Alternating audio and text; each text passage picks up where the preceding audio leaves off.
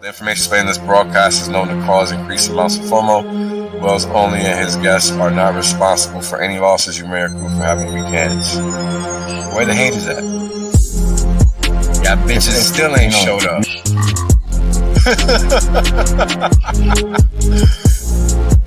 And now, right, we got Hex, flawless uptime. People thought this was a joke. Now they're mad at the chart. It's lullaby music, really, right? It's hard to believe that something like this exists. I get it, but you just gotta come to terms with reality. It just exists. Nothing we can do about it. Buy, stake, and chill, baby. Shout out to Marketable Thoughts.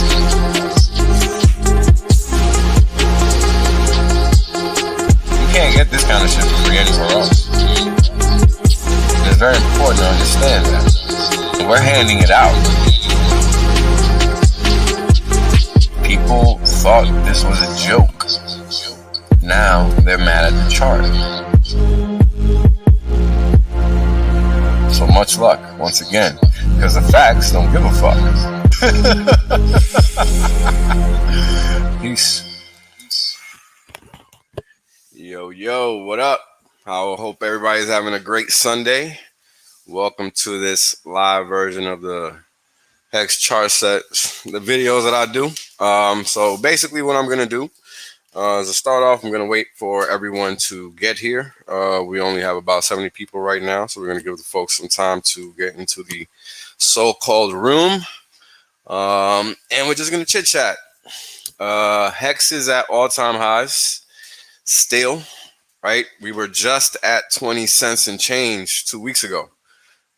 We can't even get below 40. I think we saw 39. Oh, look at that. We went all the way to 36 a day. Nice. So that's pretty much it. And I'll show you guys why in a little bit. I don't even got to look at the information to know. I just know that's pretty much it. If they push it down, they push it down. But, oh, you know what? It's going to be interesting. It's going to be interesting to see how this plays out. And once we look at the data, you'll see what I mean. Give me a second so I can open up a chart here. So we're currently trading at, let's see, 41.25 cents, which is simple enough.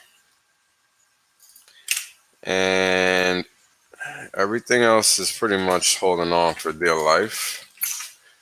Let's get this in here. And we will get right to it with the charts. The only thing that I am going to do today that is outside of the normal is answer questions about the charts, because this stream is specifically for that. If you're new or know somebody new and they have questions about the system and how it works, these charts are specifically detailing what the system is doing and how price is reacting to that. It also talks about or details the returns of the system and how they move, right? Like how do we know where we're at? How do we know to be bullish? How do we know to be bearish? And not really bearish, right? But just that price is going to go sideways, because that's really all it does. And these are important things, right? Because a lot of people are now entering Hex for the first time, and they think it's like everything else. They're out here looking at this like it's the promised coin, you know, that they're used to dealing with. And it's just not the case, right? So this is to really help people align their frame of thought with what's going on. Because a lot of people just don't know, you know, they're new. So I get it. And that's what this stream is for, is to help people understand what's actually going on in Hex. Because it doesn't move like everything else, and there's a reason for that. You know, there's an actual value proposition here. There's a reason people want to buy Hex. It's not just because number go up. That's a given, right? And that's what's special and what's different about what we're dealing with here. We're dealing with something that actually provides economic utility, economic value, all those fun things, right? And these are things that we love. Like, we're here to make money. We're not here to, I don't even know what to tell you. I'm just going to say we're not here to make stuff up, right? we're here to make money. And that's what I talk about. I don't talk about tech. I don't talk about anything like that.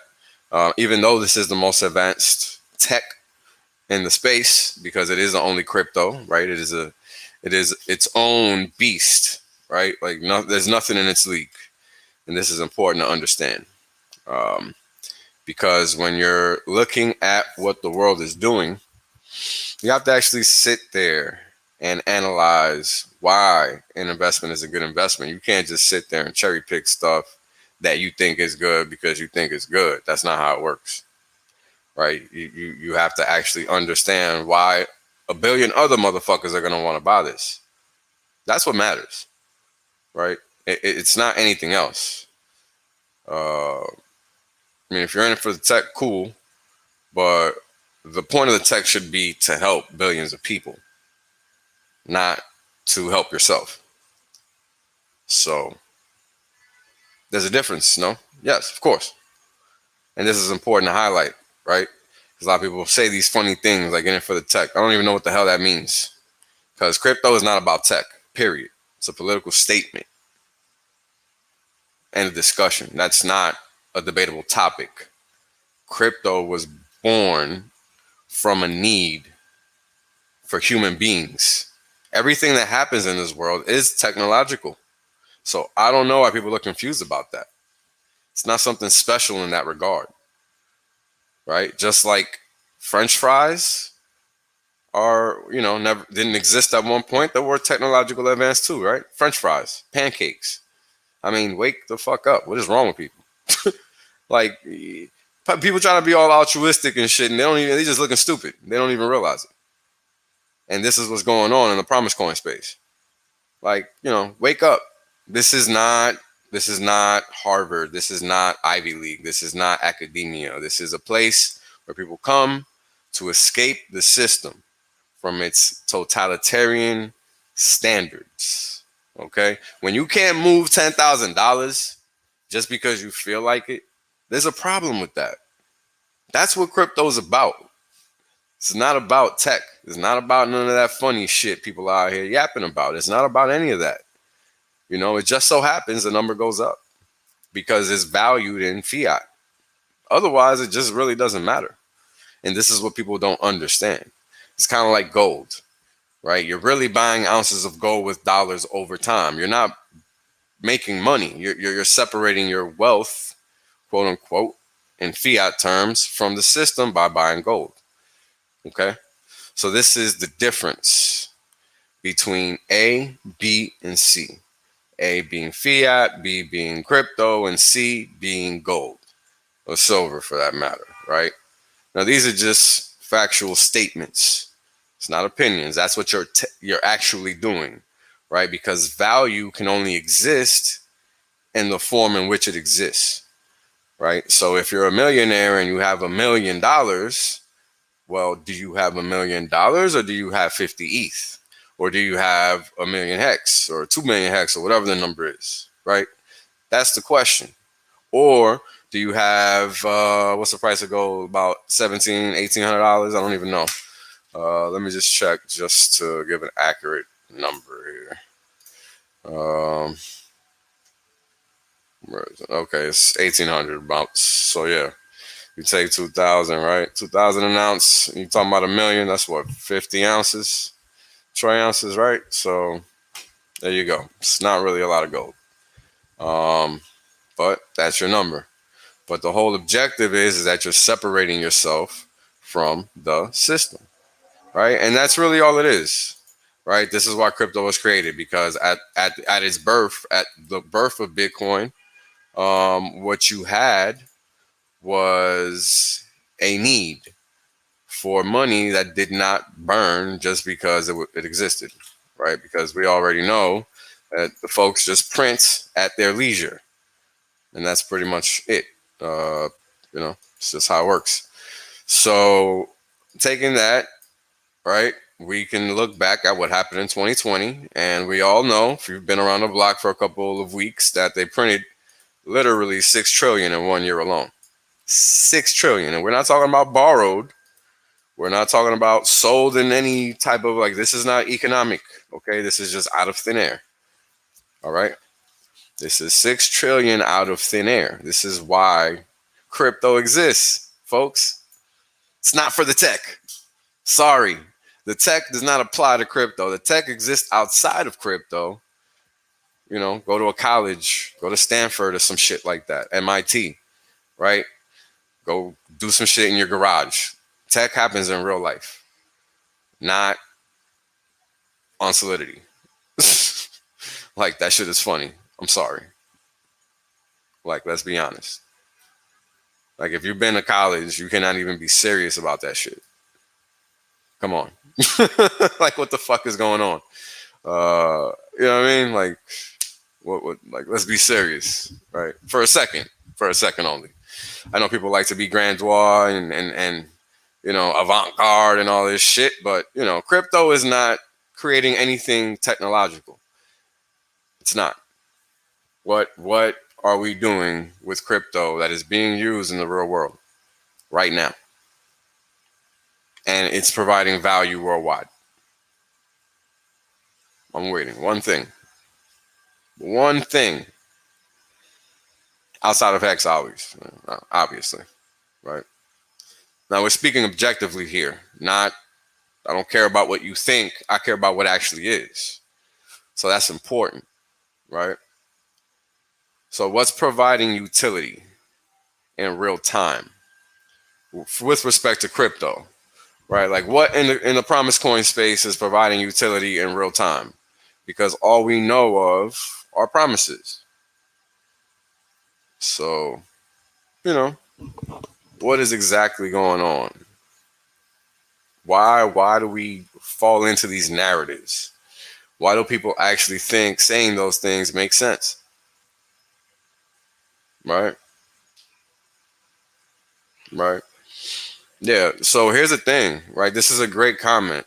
Because to a certain extent it's true, right? But the tech is nothing. My point is that tech is always constant.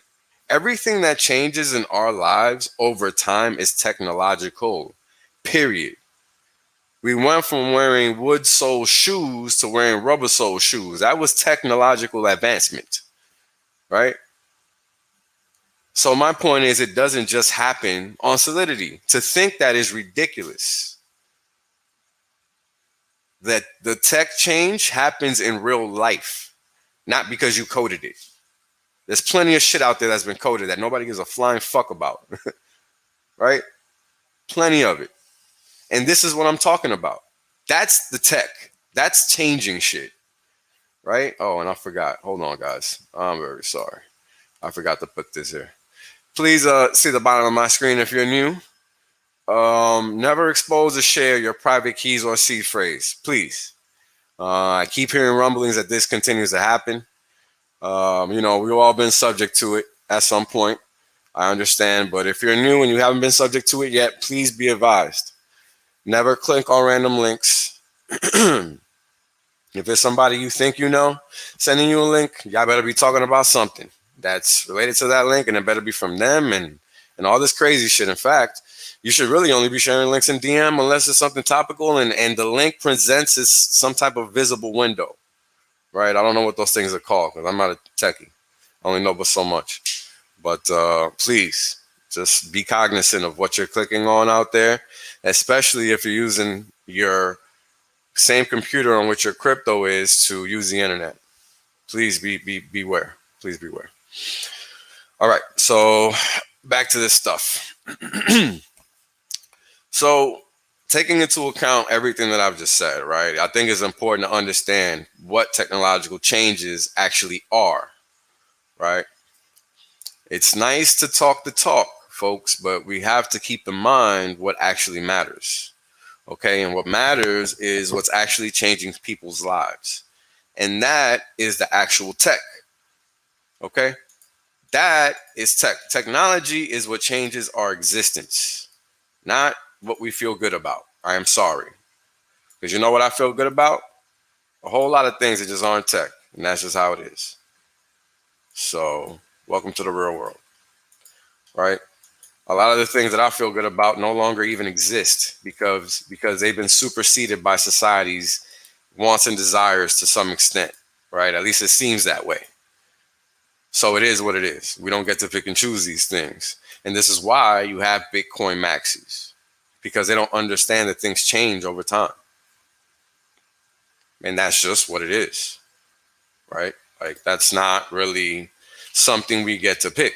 You know, things just change over time. And you have to be cognizant of that.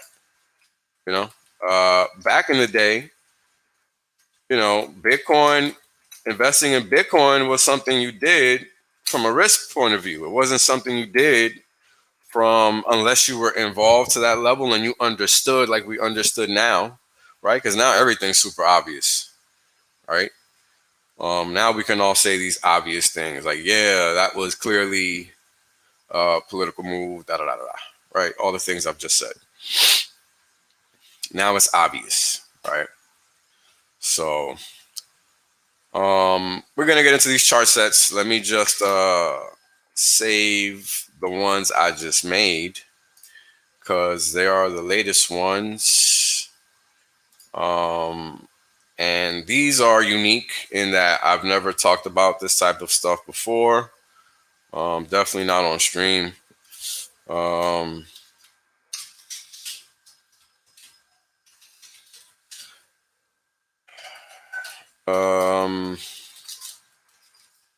And I think it's interesting for people to understand this stuff so they can really wrap their head around what they're doing when they're actually purchasing or staking, right? Because purchasing a T-share, staking, same deal to me.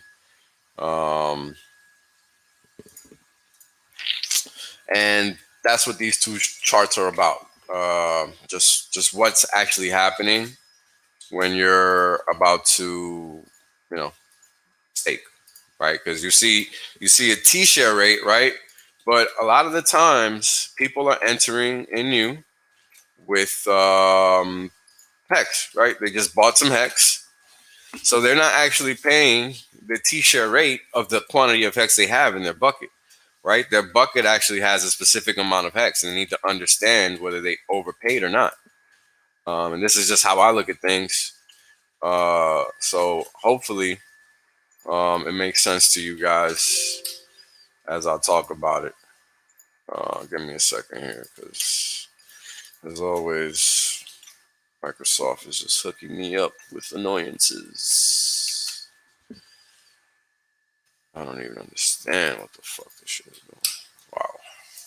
All right, give me a second, guys. Okay. All right. Let's see. Come on, man.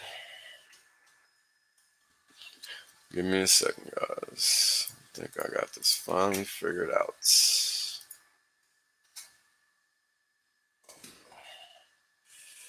Oop. All right. T-share rate. All right. T-share rate. All right. Just needed to make some adjustments before I actually present these charts so they look sensible. Alrighty. So I hope everybody's having a good Sunday. Shout out to everybody in the chat. Sorry that I can't really focus on what you guys are telling me right now, but I'm just trying to get these charts ready. Just give me a second.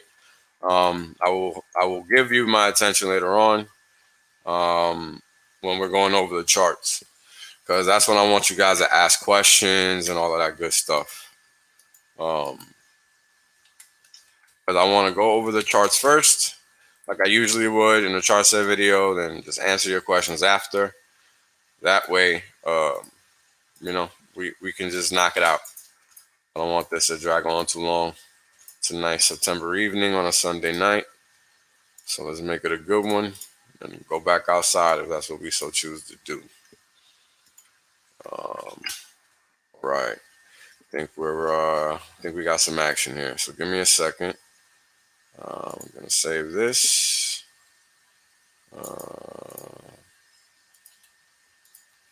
Okay, got it. Got it. And then we are going to save this one. And we are pretty much done. And then I just have to upload them after that. And I could do that as I talk about the charts. Because that's pretty easy. All right. T-share basis. All right. Let's get to it. All right, Excel. Thank you. All right, guys. We're going to get right to it.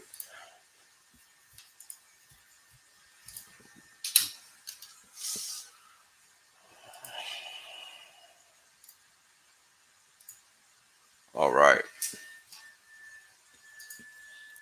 So this is as of last night's crossover. And shout out to everybody in the chat again. Thank you all for joining this evening. And thank you, Dagaron, for the super chat, brother. Appreciate it. For all the losers that think Hex. Yeah, you know what? I wish it would go back down. I wish, right? Shit. Knowing what we know now. Ha! Buying Hex back then below a cent was a steal. Steal of a lifetime, honestly. I mean, wow. All I got to say about that. So let's have some fun. All right. So as I said, I'm going to get into the chart set. And as always, the chart set is just data from sources like HEX.VISION, go.hex.com, hexdailystats.com. It's all public information. So all of these charts are just coming from my mind. And they're just being descriptive of what the HEX system is doing with respect to what it does, pretty much. And that's pretty much it. You know, this is very straightforward. I'm not over here trying to replicate the crap you see on Wall Street because that doesn't add any value, right? We all know what returns look like. We all know all of these things, right? We all know what ROI is, right? All of those things, they're, you know, basic general stuff, right? We want to actually understand what the system is doing at a high level, okay? We want to understand why is Hex so great. That's what we want to understand. That's what I set out to do when I put these charts together. Nothing else. You know, nothing else. Wait, what? Jeez, seriously. Let me see this. When the hell was this? Because I saw the one yesterday for 8 million USD. Let me look this up for 30 days, huh? Just staked. Let's look at that bad boy. Let's see. Oh, wow. 200 million Hex. Shebang. What in the fuck? Thanks, Crypto King. Appreciate that, man. This is what I've been talking about from day one, guys. $82 million. 82.2. Right? This is what I've been talking about from day one. Now, what just happened here? Right? What just happened is that 200 million Hex just disappeared. 200 million Hexes disappeared. That's what just happened. Okay? 200 million Hex just disappeared for 30 days. Wow. Right? Wow. Because what that means is now there's less supply to go around. Now, if somebody's looking for 200 million Hex, guess what? They can't find it. Because that's it. That's you know, that's it. Bye-bye. That's all we got. Right? Then we got some transfer. Okay, let's see. Let's see what a transfer looks like here. I don't think this records transfers here, because I use a Hex bot, the HEX.WIN bot on Telegram to look at the flow. But I thought it did show transfers. If anybody has a link for that transfer, I'll be grateful. Yeah, after 30 days, yeah, that's gonna be a happy person. Hopefully they realize the system works and they go for 5 years or more. Correct, right? This was basically gonna happen, right? Because it works. We already know it works, right? And that's pretty much just it. Is this what you guys talking about? Yeah. Okay. So it's the same guy. Let's see if they did anything here. They sent to another wallet. Is this the same damn wallet? What the fuck did I just do? This is why I hate this blockchain search shit. From to that. Okay, so I'm there. Oh, wait. Am I looking at it backwards? Is that what it is? Yeah, I was just there. That's why. Okay. Stake start. What am I looking at? I'm looking at 0x5. So I need to look at 019. Okay, so this person doesn't have anything left as far as Hex goes. Let's look at their internal transactions.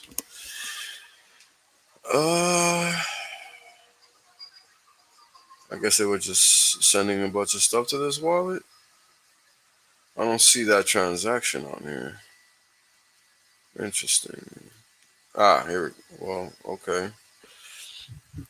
I'm not seeing this 100 million Hex transaction on here, which is weird. Am I losing my mind?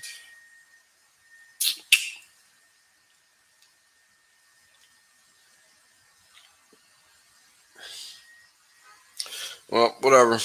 200 million Hex straight out the system. And that's all that really matters, right? And then when they come back out, odds are they're probably going to restake.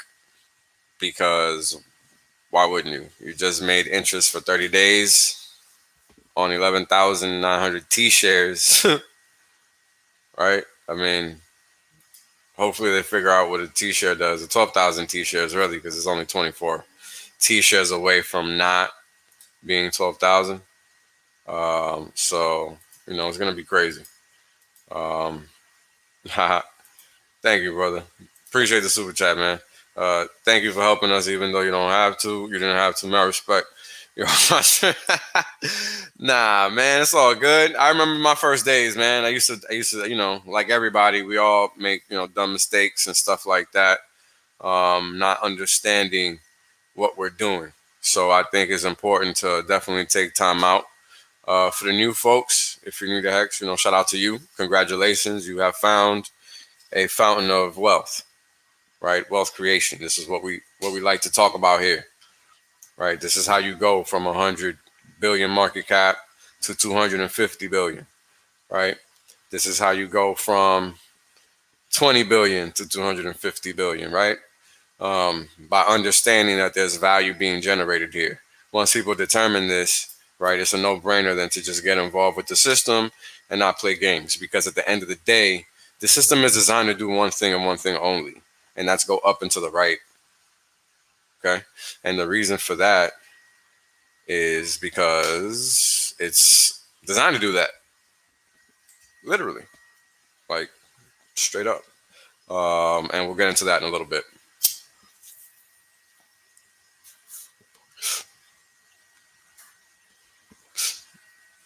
So we'll see. We shall see. Let's see. Max asks, have I thought about doing after leaving the street? Maybe an institutional Hex consultant. Hey, people want to pay me for my time to talk about Hex, more than glad to do so, right? I already do it for free, so not a problem. So again, this information is all public data, right? I present all my sources on each chart. And the sources we all know, you can find them on hex.com. Go.hex.com is one. Hex Daily Stats is another. .com. Nomics.com is another. Uniswap V2 from TradingView is another source. And their website is uniswap.org, uniswap.info as well. And what else? Go.hex.com. I think I already said that. So again, all public data sources. The charts are just what pops up in my head and what I think I want to see from the chart. That's really all it is, and that's why maybe some of these charts don't make any sense to people. So let's get into it. So as always, so this is probably the best hex meme because it's true, right? It's true no matter what the price does when it's going down, because whoever sells down, whoever sells, period, right? Thinking that they're doing something intelligent now, because of course there are going to be points in time where you sell your hex. What else the hell, like what's the reason of investing, right? It's not to just, not make money, right? It's to make money, of course. So, that's the tech here, right? The tech here is that this prints money, but real money, real item of value, which is crypto. It's a little different, right? And that just changes the whole game, because what you're doing now is that you're creating value at a rate at which a business can. If you stake longer than 10 years, for example, you can generate returns of 30% or more with zero overhead, right? Zero overhead. Now that's critical, right? That's critical. Now, why is that critical? It's critical because no matter what amount of money you start with, whether it's $100, whether it's 100 million, you're going to make 30% year over year in crypto terms on your money. And that's all that should matter. Because one thing we do know for sure is the following, and that is that the dollar will always go down in value. No questions asked. We know this to be true. That is not a question. This is true. Now, the only difference is there will be periods in time where the dollar does go up in value. Of course. But the question then becomes, does it affect the value of HEX? And odds are no. Because even when the value of a dollar is going up, guess what HEX does? Goes up, because it doesn't give a fuck. And that's why my intro says that. Please understand what's going on here. This is programmable money. That is the most important thing to understand about what I'm saying. Right? If you don't understand anything else, just about this whole promise coin space scenario, just promise coin plus crypto, right? Just as an amalgamation, both, right? Please understand what I'm saying. This is programmable money. So you decide what it's going to do when you code it up in line with the parameters that the system allows. Correct. Okay. So what that means is if you wanted to go up and to the right, you just do that. Like you write that. And that's what happened with HEX. Okay. Like you got to understand that it's not really optional. It's honestly and sincerely not optional.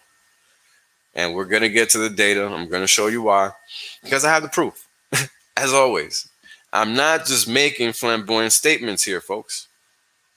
I am not a hyperbole. I relay factual information. This is all we're here to do. I don't receive any benefit from this except helping people understand what's going on, because it's important. And yeah, let's take a little break to talk about what's going down Tuesday, which is important. I think everybody should go and watch this stream. Me and Kinetics are going to be talking with former Congresswoman Cynthia McKinney on Wake Up HEX with Kinetics. And that's usually how it rolls, right, with the cutthroats and everybody else that shows up on the stream at 10 a.m. this Tuesday, Eastern Standard Time. And we're just going to talk about HEX in more detail, along with why HEX is important given the current geopolitical situation in the world, because it is. Right. This is why I can talk about macro events and relate them to HEX, because it all drives the dollar and what it's going to do, and in turn drives the value of HEX. Right. Because again, if there's one thing we do know for sure, it's that the dollar is always going to go down in value. That's it. That's the punchline. End of stream. Have a nice day. Nah, I'm kidding. But it's really that simple. Honestly. Like once you can wrap your head around that and why, you're just as good as me. Honestly. You don't need to know more than that. You know what I mean? So really, really try to understand what I'm saying here. Because this is critical information. This can change your life. Because it has already changed mine. And I'm only 9 months in. Yep, only 9 months in. Actually, 9.5 at this point. So please, listen up.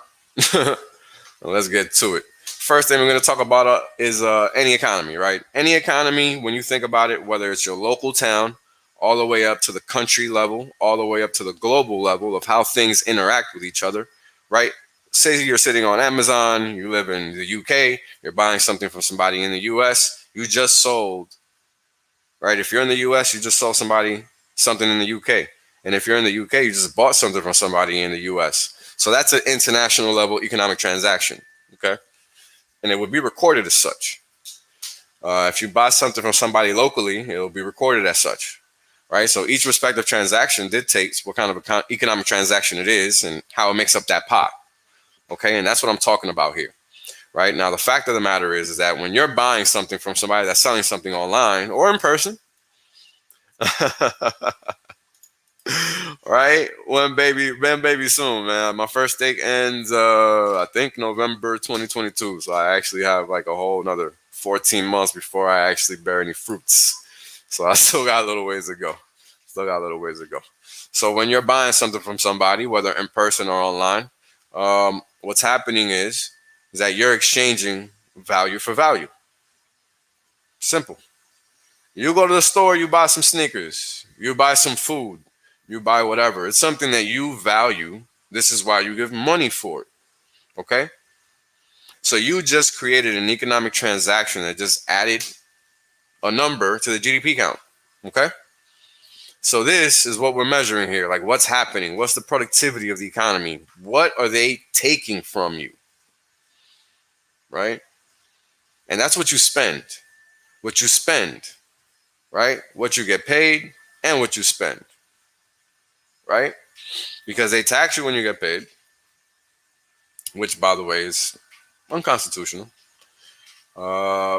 They tax you every time you move a dollar or any fiat currency, really. Right? I mean, if you don't live in the U.S., I don't know what the deal is for you, but in the U.S., it's unconstitutional to tax the living shit out of people. But this is what we see. Because the reality is the public sector is supposed to be there to facilitate civilization. Okay? And that's what this chart is showing. You have the value creation nexus of the economy, which is us, the private sector. And then you have those that are there to facilitate the economy, which is the public sector. Okay? Now, the public sector is there to provide administrative assistance and ensure that nothing in society, as we've discussed that we want it, right? Because that's what's supposed to be. Right? It's supposed to be our decisions, our voting, yada, yada, blah, blah, blah. Right? All that cool stuff they say. But it doesn't end up being that way because I don't know about you, but I'm pretty sure that my mom didn't vote for us to be getting taxed at 50% because I don't remember her saying, yeah, I want that when I was a kid, but yet this is what we have. And this is what we've had, right? It's a fact. We might have had, tax cuts here and there, but where they always do is they take the value of your money. They always do that. So it doesn't actually matter really what they're taking from you and with respect to what you get paid and what you spend. Because at the end of the day, if you hold fiat, you're getting taxed just for holding it. Period. So not only are you getting taxed every time you move a single cent, every time you get paid, but you're also getting taxed for holding it. Just for holding fiat. And that's it. Right? Yeah. And I mean, never let a good crisis go to waste, right? This is why we've been sitting in this shithole of a situation for fucking 18 months because everybody's too much of a fucking retard to look up old information and verify what's actually going on. People just, listen to random folks. I don't know what the hell happened, but yeah, it's crazy out here, man. We'll see what happens here. But seems like things are changing, though. So we'll keep it moving. We'll keep it moving. So now we're going to get into the market cap, the top 100 dominance, right? We're talking about the top 100 cryptos in the space now from nomics.com. And this is showing the dominance of HEX with respect to the market cap. Okay. So it was about 2 weeks ago, HEX was 5.66%. Let me see something. Yep. 5.66% of the top 100. And as time progressed, we were going sideways and we started trending up. And we ended up going from 6.5% to boom, 9% in the matter of a week. Right? We went up basically 50%. And as of this morning at 11:30 a.m., we were Eastern Standard Time, excuse me, we were 9.8% of the market cap, top 100. And we're just doing what we're supposed to do because that's what HEX is designed to do. It's just designed to go up and to the right. And that's it. All right. And again, we'll get into that how towards the end. So please save your questions for then because right now I can't see them. Yeah. So give me a second. Let me just add this last chart and be done with this so I can just focus on you guys now. Okay. So yeah. So this is where we were 12 hours ago. And I think 12 hours ago, the price might have been actually, I'm not sure where the hell we were 12 hours ago. So let's look. 60 minutes, 8 in the morning, or 11 midday. Today was the 12th, right? Yeah. Okay, so we were right here, basically those of the day. So we're definitely probably near 10% at this point. And that's great, right? Because we're on a dip, right? And this is what I'm talking about. You got to understand that that's reality, right? Like X doesn't care. It's just going to go up and to the right because that's what it's supposed to do. And that's it, right? This is why we're on a dip. And even though we're on a dip, we're still bigger than the rest of the market cap.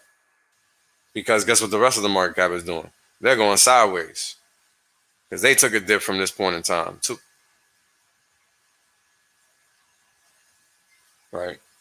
Because their market cap is just going sideways. So they'll figure it out. Anyways, let's see. Make sure this chart loaded up here and we get to go, baby. Yeah. All right.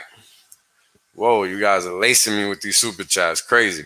All right. Thank you very much, Trapper Valley. Appreciate you, brother. Thank you for the $50 super chat. Excuse me, guys.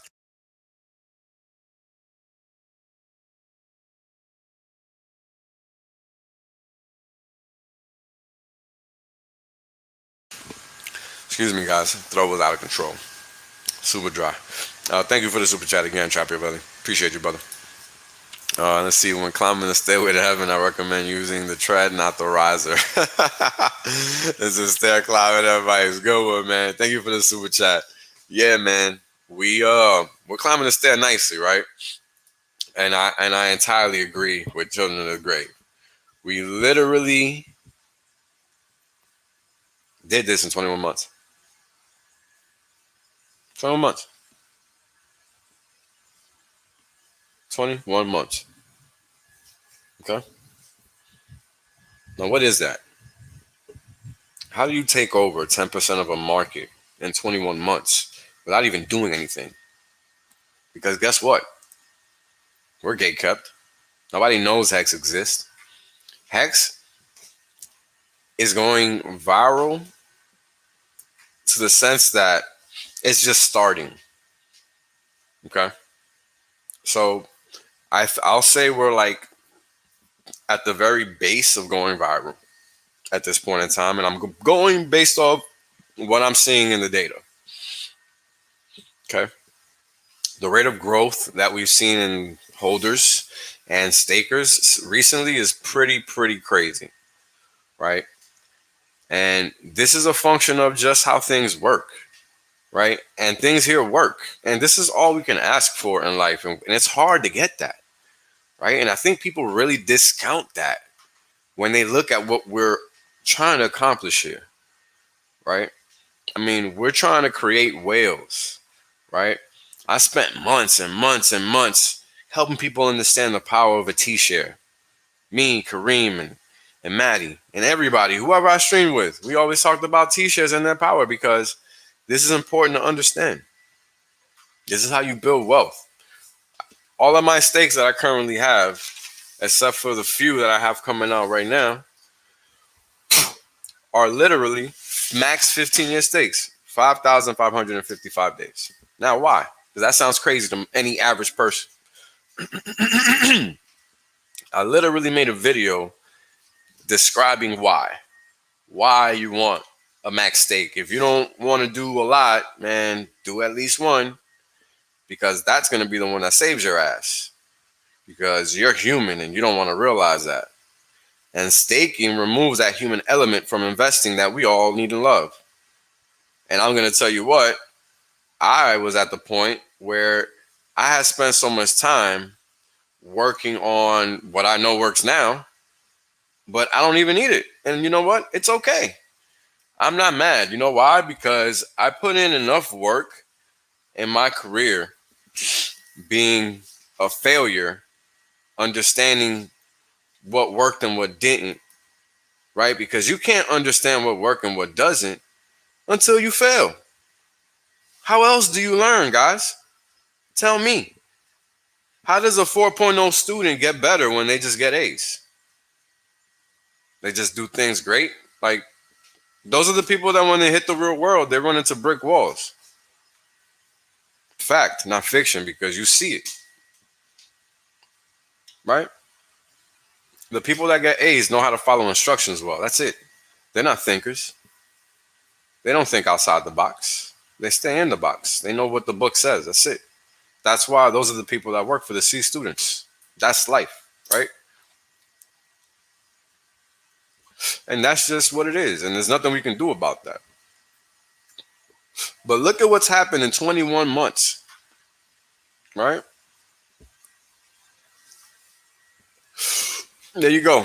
Great comment. Thank you, Crypto Journeyman. This is a beautiful comment because it's true. We don't have time for this. Hex isn't about paying attention to what the price is doing. Price is irrelevant. I didn't even know what the price was when I started the stream. And I'm the guy that's telling you about Hex. Take a hint. Like, take a hint. You know what I mean? Like, that's crazy.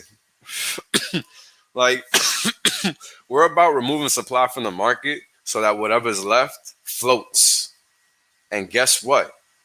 There's always on-demand liquidity because people in Hex always want to buy more. Nobody has enough. And we're talking about people that have been in Hex from the start, folks. The start. So if you're new, you might want to pay attention to what I just said. Right? We're talking about people that have been in Hex from day one and are still buying Hex today. I know many. And I keep discovering more. It's insane. And these people are already up all kinds of thousands of percents. Now let's see. Let's go to GRAPHHEX.ROCKS real quick and check out how much these people are up. I mean, this is crazy. 7,257x in price terms, 12,724x in T-share terms.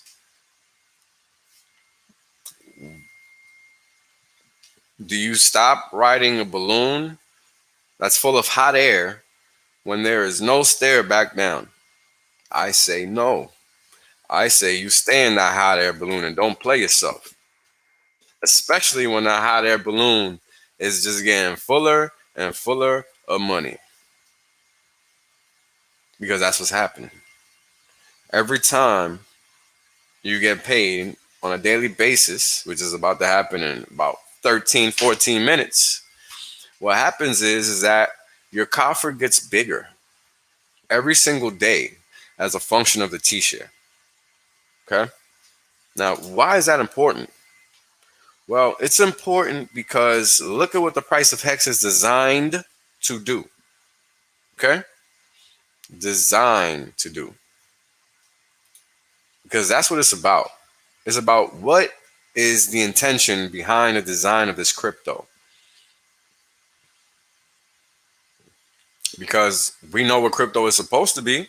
So when we sit here and break it down, we can sit here and try to understand what's actually going on. Right? Let me remove this from here real quick, folks. Right?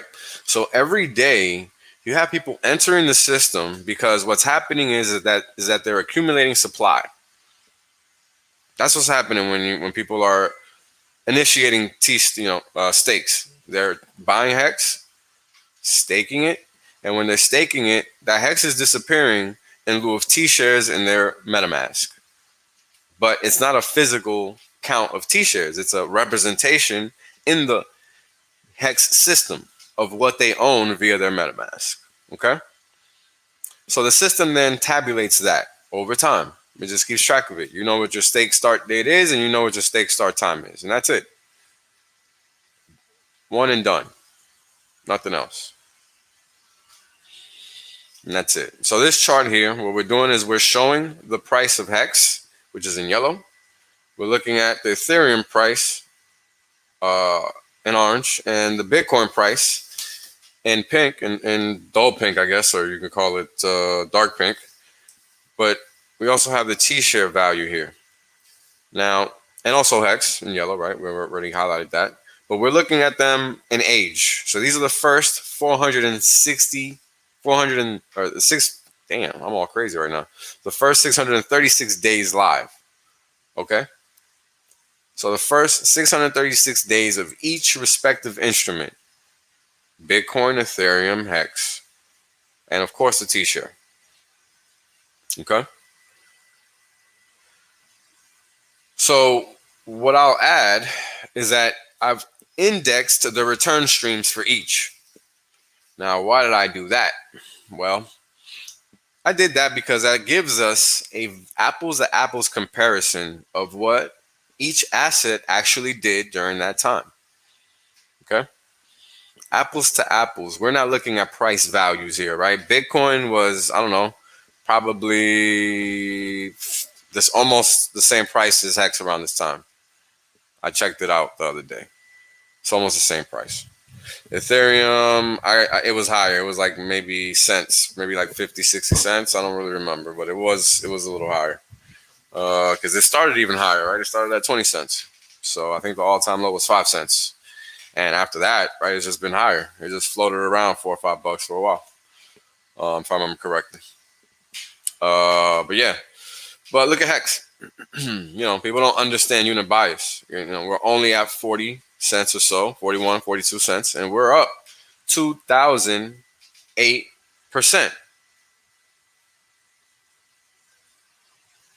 2,008% since this data point started. This data is minus 2 weeks of HEX data that we don't have here because it's just deleted from the exchange that actually had it at the time. So they updated their server, data deleted, they didn't store it, so we're missing 2 weeks of data. So this isn't entirely all of the data for HEX, okay?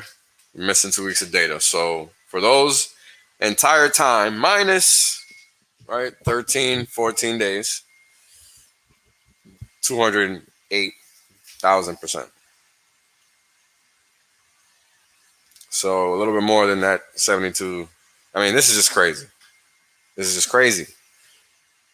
So I take the base value of 100, and then I take the return for each daily period and get a value, right? I return that 100 multiplied by 1 plus that rate of return for that day.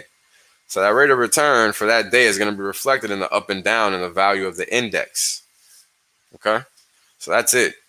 You know, it's literally what price is doing. It is. So it's just represented in a total sum form via index value, because I'm taking those returns and replicating them numerically here via index. So the starting value for an index is always going to be 100.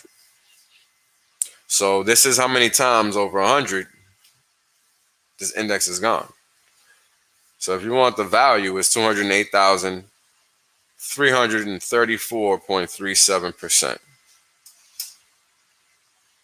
You know, from 100, which is insane, right?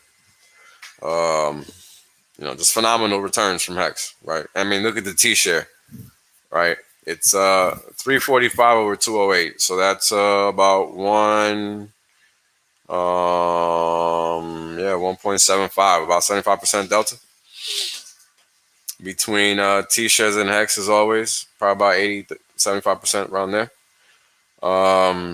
It's just crazy, right? This is just a performance of the cost of a T-share being represented in an index sense as well, right? But again, we're comparing the performance apples to apples. So these are the return streams for each respective instrument. This is what each instrument did during its time, and they just performed poorly. That's just what it is, right? This is, I think, the 5-cent move here from 19 from the launch. I think, not sure. But I mean, come on, 6,000 versus 208,000. No competition, folks. All right, this is Hex post big payday. Now, this is really the money chart if you want to understand what's going on graphically, right? Like in the chart.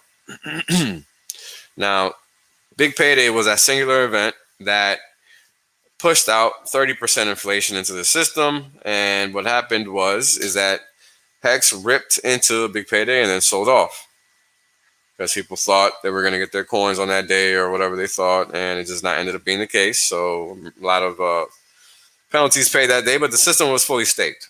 Okay, so 99%. I think the payout was might have been like 1 hex or something like that. It was really low. But after that point in time, it's been nothing but up and to the right, because that's the way the system is designed to work. So no confusion, right? I mean, look at this. We might be a little lower right now. This is, the price was 41.5 cents at the time when I record this data. It's 41.11. So it's a little lower. One hell of a dip. I can't believe people call this a dip, right? This is clearly not really a dip. So it's funny, but that's what we got, right? But here's the thing. If you've been watching my videos, you knew I was calling this move, because we're waiting for it. We're waiting for it because this is what the chart is designed to do. Here's a double, right? This is a doubling point. This is 2048. If we look at the power base values of 2, or powers of 2,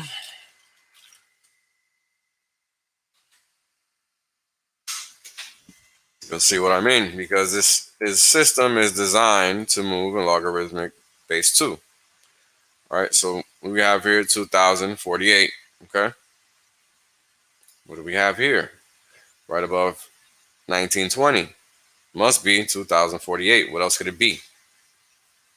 What else could it be? Because it's right above 1920. So it's got to be 2048, because it stopped there. But guess what? It stopped here before too. And that's how the system works, right? It's log base 2. All these values matter. You see them right here. 2, 4, 8, 16, 320, 64, 128, 256, 512. Right? And if you look at price and where it stopped, you see it. 60, 120, right? 128 really. What is it? 256? Yeah, 256. All right.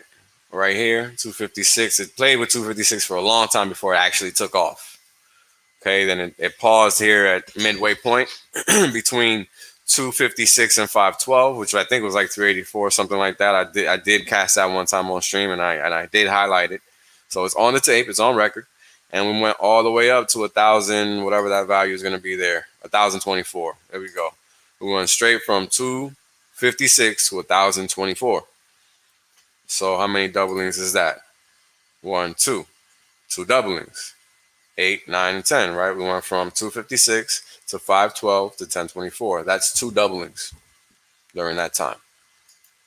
But it was a 7x in price, right? So this value here is then 1024. Check. So what's the next value after 1024? 2048. Okay, then 40, 96, then 81, 92. Got it. Got it. Okay. And again, this is system design that we're talking about here. So just check the chart. Respect the fact that this is what the chart is doing no matter who does what. Because people are always buying, staking, and then staking and selling. Always. Right? We see this in the tape all the time. But yet and still, it's doing this. Don't ignore that. Very important. We will find out why. But very, very important. Okay, so this is Hex after his big payday. Okay, this is the true nature of the system. No more launch phase. All the supply is officially out at this point in time. All here is what happened after big payday to get the supply out. Now the supply is actually out, and this is what we're seeing. Okay, this is what we're seeing.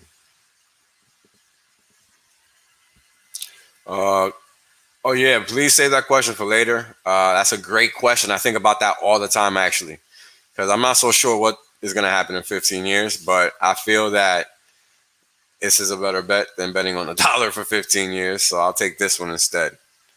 So yeah, one hex in 15 years is better than one USD in 15 years. That's for sure. I mean, it's hard to say, right? Hard to say.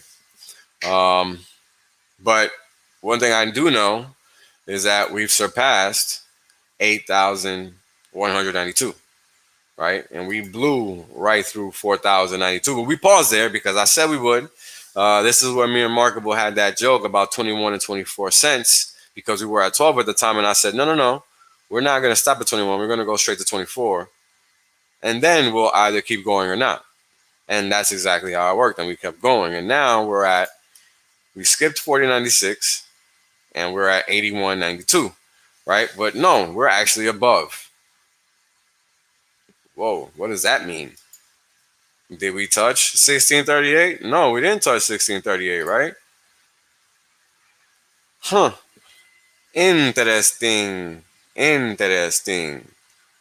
Now, this is next level, okay? This is next level analysis. Because what you have to understand is that you might get another one of these. Or one of those at best. I'm not so sure you're going to get another one of these. Because we straight up skipped 81.92. So the next level has to be 16.384. Which means basically another double from right above here, right here, which looks to be around 38, 39 cents. Let me see something. Give me a second, guys. I'm sorry it's so loud. Give me a second.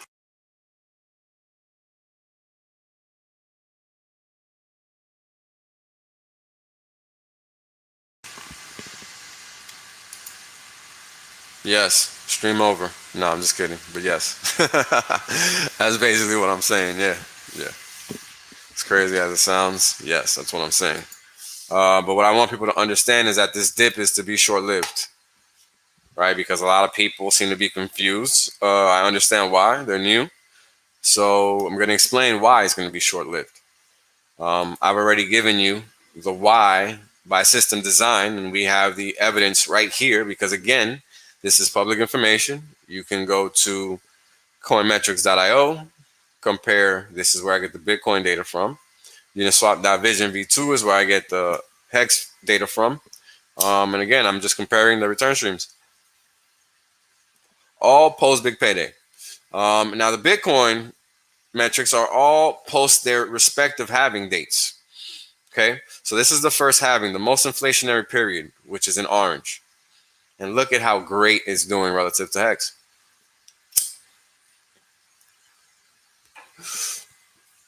Outstanding. Now here we have the second one, which is in blue, all the way down here, representing a 220 on the belt, right? First halving has a whopping 996.8. Third halving has a cool 590, while HEX has 8,690 on its index. Okay. So, long story short is, don't expect too much of a dip here because we still have a ways to go before we actually get here, which is probably going to be like 70 cents or so, 74, 72, something like that. That'll probably be where we actually stop and go sideways for a while before we go on ahead and finish maybe the year out, maybe not, at $1.50, because that's what it's looking like, right? I mean, if we have an influx of buyers, then that's going to completely change. Okay. So this is just based on what's happened so far, because this is what the data is showing.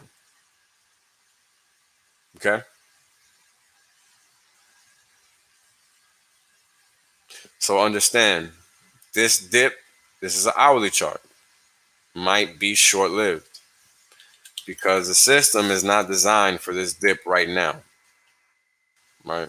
Somebody will have to literally do another one of these like they did here for the sacrifice phase. They will have to hold it down. Otherwise, it's just going to keep going because that's what it's designed to do. Now, let's check the Uniswap pools just to see what's going on. I've really never looked at them, but since we mentioned them, let's look at them. Let's see what's going on here. Now, again, I'm going deep into this big payday chart, right? Big payday chart, because I want you guys to understand why this chart is probably the most important one. Because it's telling you how the chart is, how HEX is truly acting versus Bitcoin. Now, the first halving for Bitcoin was the most inflationary halving yet. The one where the most inflation got cut. So you went from 50 BTC reward blocks to 25 BTC reward blocks previous this date. So before April 11, as of November 27th, you were still getting 50 BTC reward blocks. Post that point in time, this date and forward, you were no longer getting that. You were getting 25. So it became harder to get Bitcoin, right? And this is the price pump as a function of that. These are the price pumps thereafter, after Bitcoin was already solidified, etc. Okay? So this is the demand. This is the true demand, right? And that is what we're seeing here. And this is why we're looking at it, right? This is why we got to look at this data objectively and try to understand what the system is showing. Okay? That's very important to understand. Very important. Because it's easy to get carried away with misinformation or thinking that this is something like anything else, because it's not. Okay? It's not. It's not like anything else. This is a product. Okay? There are not going to be any changes to this code. This code is done. That's it. This is what it's going to be. So you can bet on consistency with respect to this software, because again, it's programmable money. You need to really wrap your head around that if you're new to HEX, because that's going to really keep you in the game. The fact that this is programmable money gives you the security in understanding the price action, because this is how I figured it out. This is why, to me, it's very basic, right? And I even made a video detailing why this is the case. So if you're new, go back to my YouTube channel and find the first video I ever did. That's like required crypto watching for anybody that's new to the crypto industry, period. It's a little junky because I really didn't know what I was doing. First stream ever. But the content in there is invaluable. And that's what counts. And I confuse, what is it called? Moore's Law for Metcalfe's Law. It's Metcalfe's Law that I'm talking about the whole time, but I call it like Murphy's Law or some other nonsense. I don't even know what I'm talking about in there. But yeah, check the video out, right? Because that is seminal information. Really critical. So here we're looking at T-shares versus Ethan pink, and T-shares versus Bitcoin in orange. Okay, and these values are dollar respective. Okay, so the dollar values of each is what I'm dividing here, and we're almost at 20% of a value of a Bitcoin. That's insane. That's how fast the T-share rate is moving against the biggest market in the promise coin space. Okay. 17%, 18%. That's how big we are relative to Bitcoin. So in the T-share value, okay, not market cap, not any of that. Just the dollar cost of a T-share versus the dollar cost of Bitcoin. I think that's pretty gangster, right? We know versus Bitcoin in market cap terms, we're like 2x away. So whatever. That's going to happen probably here soon. And I just showed you why. Ethereum, 2.5x or 1.5x, right? Taking away one. Because a dollar cost of a T-share is, let's see. Oh, wait, hold on. Let's look at this liquidity. I forgot. So right now, the total size of the liquidity pool is 27.5 million. And okay, it looks pretty standard, pretty regular. I mean, yeah, you got some sell orders up here. That's okay. Not much. 2052. Yeah, that's not a lot, man. It's not a lot. So, yeah, whatever. Let's see if we got any interesting ads. 500,000, not that interesting. 800,000, not that interesting. Nothing interesting. I'll check for the past 5 days. If possible, I guess. I don't really know. I'll look at this page. Okay, so yeah, past 5 days is possible.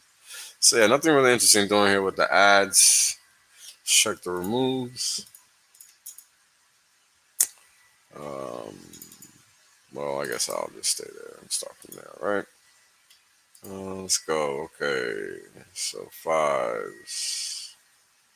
Nothing special here. Nothing special there. Oh. Nope. Okay. A remove of 620,000. I mean, yeah, it's the same wallet. Hard to say. Looks like it's just showing the exchange of 1.2. Over 1.2 million, whatever there. So that's okay. Not that interesting though. So nothing really interesting going on in the liquidity pools right now. Pretty standard stuff. So yeah, there you go. Enough of that. So an Ethereum right now costs $3,420. T-share cost $7,452 at right below 40 cents. So yeah, 2x, right? 216, around there right now. So this is the Hex Octa Flow Tracker, and what we're looking at here is the dollar cost of 10,000 Hex and the dollar cost of a T-share, the APY, and the T-share rate. Okay, this chart, and here they are in yellow, pink for the dollar cost of Hex, magenta here for the T-share rate, and orange here for the APY. Okay, and this chart is just showing how the T-share rate is always going up and to the right, and therefore, so is the value. Okay, because the higher the value of Hex goes, the more valuable the T-share becomes by default. So therefore, this is only going to get faster over time. And it took us a while to get that, but this is crazy. There you go, baby. Boom. I didn't even realize it's past 210. But here we are, past 210. Okay.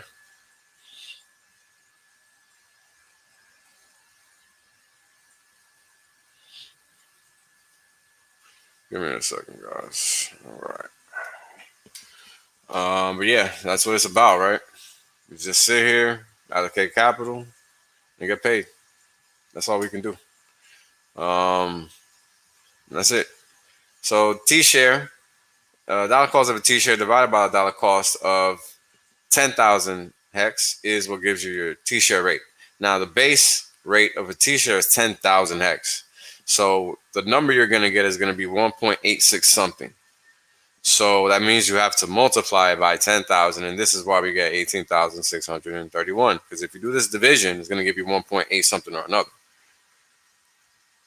Okay, and that number would happen to be that. But we'll get into this later on. So here's the value proposition chart, aka why you buy HEX. You buy HEX because you want a payout per T share, or you want a payout per B share. Whatever it is you can afford, just get it.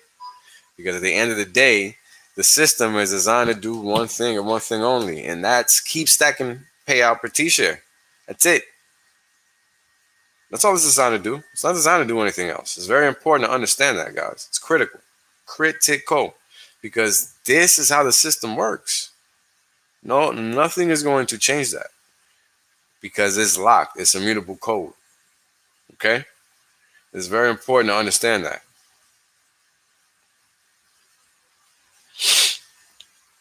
So please, right, wrap your head around this topic, because this is the key element. This is what's going to drag the price higher, because people that understand this have no reason not to continue to invest in this system. Why wouldn't they buy HEX and stake it, knowing that it's going to pay them? Outside of the fact that it's going to go up and to the right, because that's a given. It's designed to do that, as you see here, right? This is HEX getting all the inflation out of its system, right? Pump, pump, pump. Okay? And that's important to understand, because this is math, okay? Please, right? You had the highest inflationary point in the system at this point in time, right through big payday, which is right here, right? You even see a little switch in the system, okay? It's hard to see, but it went horizontal for that one little period. And then snap, vertical, exponential, shall I say. Exponential. Okay, good question. And again, please save the rest of your questions for later. What comes after B shares? And yes, it is M shares. So trillion shares, billion shares, million shares, 1,000 shares, 100 shares. That's how this is going to go. So this is why getting as many shares as you can, whether B or M or K or T, get them, right? I mean, I only have a limited amount of T-shares myself because they cost money. And here it looks like we have an update of 18,637 HEX per T-share, and it was just updated like 2 days ago or yesterday. Like, it wasn't that long ago. And this is what I'm talking about. The system is going to continue to ratchet higher day to day, right? So let's see here. HEX, I'm checking out HEXDailyStats.com and checking the increase in the T-share rate. And here it's reporting a increase of 4.2. Maybe that's an error, not sure. But let's see what the system is showing.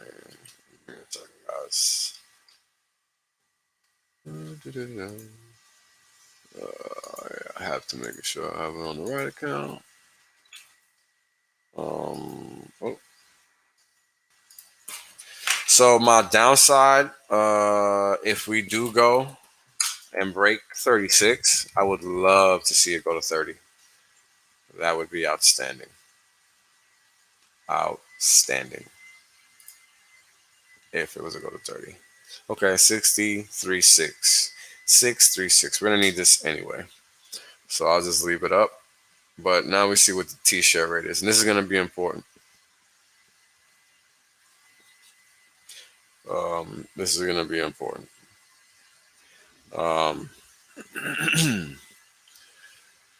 So let's see. Where were we? All right. Value proposition. So the payout per T-share sum line. What is that? Okay. This line is letting us know how many HEX has been paid out to every person that owns at least one T-share since the system has been incepted. Okay, so since day one of the system's existence. Okay, and as of yesterday, the count was 2,712 with 65. So 2,712 HEX in total. Okay, and that's it. Okay, that's all we got here. That's all we're rocking with. So important to understand that. All right, this price is clearly following the value proposition. And that's it. HEX payout index metrics. So what I did was I took the payout per T-share and put it in index form. And this is a return, 2,480, 2,400 or 245,000. I'm sorry. These numbers are just so ridiculous I can never say them right because I know I'm thinking in percentage terms. Because even though I'm reading an index, this is not a normal index value. Indices don't go up that high, right? They don't go 6 digits. Go find one. It's very rare. Payout per T-share index is letting you know how the system is paying out its T-share, and it's gone up 5x since inception. Here we got a daily payout index, which is the system's payout in HEX terms to every staker. Okay, so the daily payout is a function. And actually, you know what? We'll get to it. Here we go. Payout per T-share is what every single T-share receives. Now let's see what the payout per T-share was today. 5.926. Great. Outstanding. So 38.03 is going to be greater than our staking percentage. Let's see here. What's our staking percentage? I know they got that here somewhere. Give me a second, guys. Here we go, 9.88. Okay. So as you can see, 9.88 is a staking percentage, which is going to take us closer to 36% on the payout scale, 37% on the payout scale. But yeah, here we are, 1% greater than that. Okay, so that's a function of the system's payout function. Okay, and that function is not just what the system's going to pay out a T-share, but also the penalties from the system, which are a function of emergency end stakes and good accounting slippage, or just slippage in the system. Sorry, not good accounting, but slippage from the system of those that don't good account end their stakes. Okay, so you can excuse me, you can end your stake, or you can good account end your stake, which means that you don't actually mint the coins. You just put the HEX to the side for when you're ready to mint them later on, and that's it. Okay, that's all that is. That's all that's going on there. So back to the charts. So payout per T-share is that. The daily payout is the amount of HEX the system is going to pay out based on the number of T-shares. So it's essentially the daily payout is the number of HEX that the system is going to pay out per T-share multiplied by the total number of T-shares. Right, so essentially is the total T-shares by the payout per T-share, and that's how you get the daily payout. Or the daily payout comes from the system and it divides the total of shares and gives you the payout per T-share. Okay, however you want to look at it. However you want to look at it. So here we go. We got excuse me, Jesus. Everybody gets paid chart. Now this chart is detailing the moving averages that I track for the payout per T-share. Okay. So as of yesterday, the payout per T-share overtime or all-time average was 4.186. Okay. And so 45 cents, not 41 and a half. Sorry. So we were at 45 cents last night. So we're significantly lower. We're probably somewhere right here in the price. Yeah, because this is log scale. So this is going to scale up as we go. See, it goes from 50 to 100 or to 1. Okay. So the 28-day average for the payout per T-share is 5.88. And guess what? 5.926. Yesterday was 5.87 basically. So right in there. And 2 days before it was 5.88. Okay. And as you can see, 5.8 hits a lot. Okay. 55-day payout per T-share average is still above the 30-day average, basically, which is 5.965. Now, for a nice period of time, we received a lot of emergency end stakes from those that have never seen so much money before, I guess. So when you look at, I think it was, yeah, here we go, late 500s and like 593 and up. Oh, no, it was actually earlier. Yeah, so it started on day 589. So from day 589, the HEX payout per T-share jumped way above the average to almost 6, and then it never went back below it until day 598. And that's why you have this bump in the averages that you're seeing here, right? The 55 day is clearly going to drag out longer because we're tracking the data for a longer period of time, okay, for 55 days there, versus the 28 day, which is just the orange line here, and I have them detailed up here, the respective colors, and this is what the data is showing, right? And that's pretty much it. So the hex now is just superseding now the value, the average value that it's emitting. In terms of price, but that's a function of what the system does, right? And the system just keeps stacking value over time, and that's why it's going to do that. And I think what's going to happen with this chart over time is just this, right? Right now, we're seeing it do this basically, right? Just up here again. Only this time it's doing it up here. So I think over time, we're going to see this just escape again. We're basically replicating this fractal just here, right? And we're going to run up. Now, this is big picture stuff now.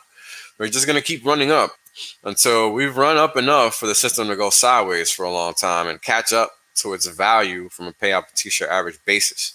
Because again, this is over time, right? And if this doesn't keep going up, well, then it's going to just flatten out and we'll just see what the system does. Because again, the system is stacking value. So this is really the determinant of what it's going to do. All we can do on the other charts is guesstimate, in all honesty, right? Yeah, do not emergency unstake ever, please. Do not. If you don't know, let me just show you. You can go to this tab. I'll put it in the chat. Emergency unstaking, so you can learn about emergency unstaking, but do not do it. Understand that you're going to wreck yourself if you do. Please, do not do that. Do not emergency unstake. Okay? Because what you're going to do is you're going to mess around and do it at the wrong time. I see people do it all the time. I see plenty of people emergency end the stakes by mistake. Okay? So you can go to whalesonly.com/emergency-and-staking and read up on what's actually happening. Okay? I'm not going to take time for that here because that's not what's going on here. We're about straight alpha here. If you're about playing yourself, then please go elsewhere. That's not what we're about here. We're not about furu stuff here. So please exit stage right. Thank you. And we're going to keep moving. So now we're going to talk about expiring shares. Now, this data is very important because what's happening is that it's detailing what's happening in the system as the T-share rate continues to ratchet up over time. Right? Because that's a function of the emergency end stake. Okay? And that's it. Okay, so when every time the share expires, the system takes the biggest ROI is expiring share and it recalibrates the system based on that rate of return. And that rate of return is going to determine how much that T-share rate is going to go up. And that's it. The system is designed to do that and that alone. That's how the system sustains value over time. It's designed to do that. But here's the thing. The system is tracking the ROI from the stake, okay? So if you got OG shares, right, from like before big payday, those shares have gone up so much, as you already saw the X's, right? 12,000X or whatever the crazy number is. You know, that's going to impact the share rate system, right? So any OG shares that exit the system at any point in time, they're going to do something to the emergency to the T-share rate, whether you want them to or not. It's just going to do it, and that's it. Okay, that's all it is. All right. And shout out to the 329 viewers. I think this is an all-time high for me. I don't know if I've ever gotten this many viewers before. This is kind of crazy. So shout out to everybody. Thank you for tuning in. So as you guys see, here we have a big bump at the 10-year mark.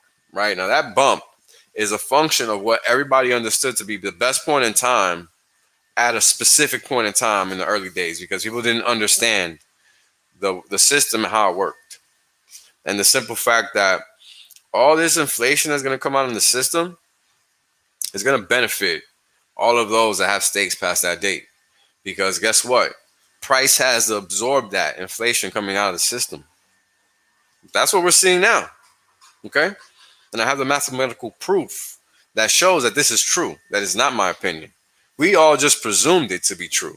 And then one day I had the bright idea of saying, hey, let me create a chart to prove this. And that's it. Now we have the proof. Good stuff. And shout out to Alan. Thank you, brother, for the super chat. I appreciate you, man. You go, simple math. Hex plus stakes equals financial freedom. And that's a fact, not an opinion. So learn what we're talking about here, okay? Now, back at the end of August, the stakes for August were a little bit below 40% or around 38, while the month of September was at 40, okay? So you had 78% split between 2 months, basically, okay? And boom, the last day of August. All these emergency stakes, all the stakes are ending at that point in time, and I don't remember when I recorded. It might have been in the morning. So you still had like 12 hours in a day, right, to get through before those rest of those stakes ended, right? Or whatever the case is. Those were the amount of stakes that were left for that day at that point in time. Because emergency, the stakes end at rollover. Okay, they don't end periodically throughout the day based on when you start them. They end at rollover, and that's it. So that's what was left for the day. Okay. But what I want you to notice now, because we're about to switch to September, I want you to notice the smoothness of this curve and how it changes over time. Okay. Because now we're going to go from August 31st to September 7th. Okay. It looks completely different. It's not as jagged edge anymore, right? It's a little smoother, right? This month picks up a bit, which is October, because it's already September. Okay, so you got to pick up in October. That's November. That's December. Okay, January, I guess. February, March. We have some big stakes coming out in March. I think it's like 4 billion hex, something like that. Okay, and this is what it looks like in the system. Okay, so after that point in time, man, we might get some serious pumpage. Let's hope we're lucky. We'll see. So this is September 7th, September 12th. Okay, as of this morning, 8:30, I took this. Okay. So again, the system is looking like it's becoming more efficient with how it processes, end stakes, right? Because every time a t-shirt is burnt from the system is recalibrating that value metric. Okay, so it's when it's recalibrating that value metric, what's happening is that the system is now saying, all right, we need more T-shares in order to sustain this value proposition for HEX, because the system continues to garner value over time because it's recalibrating versus what's already happened. So it's keeping it fair. So what happens if you just entered and you just made a stake? Well, I got some great news for you, because math doesn't care when you enter. Math just cares that you respect it. You're welcome. Because a lot of people that are new think that it matters that they're new. The only thing that matters is what you bring to the table in terms of fiat. Because your return is going to be based in fiat in your head no matter what. Because that's how we think. That's how we've thought, however old you are. Right? That's how you think. You think in fiat terms. And in fiat terms, I'm up about, I don't know how many X's. Okay? So this is why it's important to understand what I'm about to tell you. It's critical. Because this is math. This is not some rinky-dink promise coin bullshit. The math here is designed to do one thing, and the game theory, the logic of the coin is in line with that math. That's it. It's no more, no less. That is all we have going on here. That's the tech here. The tech is keeping people honest, making people keep their word. If you say you're going to do a stake for 180 days and you break it at day 25, you're going to get screwed, and you should, because the contract says you shouldn't do that. And that's it. It's that simple. So if you don't read the contract before you sign it, well, whose fault is that? Just like the real world is yours. It's no one else's. So please, read. Okay? Read. Understand what's going on here. Okay? And shout out to the Germans, Crypto Sparbuck. They're riding around the U.S. We'll take a little break to talk about that. I think I had Team Money calling me, but I was already in mid-swing, so I couldn't pick it up. Shout out to him if he's watching. Let's see. Be sure that you are following the HEX US road trip. Please share that info. The Hexicans may be in your town, onboarding your friends and family. That's the Telegram link, t.me/US road trip. And follow them on Telegram also. And on Twitter, they're at Crypto Sparbuck and or Crypto Sparbook and Avid Hex on Twitter. And shout out to them, man. I hope they're doing well. The next stop is San Fran, 9/18. So there you go. If you're in San Francisco, you can go meet some real live Hexicans if you're new, and find out what we're about, because we're all really the same. We're about getting paid, and we're about getting money, and we're about financial freedom, right? And that's it. That's all we're about. We're not about anything else. So, get in tune. You're probably about the same thing if you found Hex, because you probably got tired of the bullshit and you looked and you got lucky, right? That's what it's about.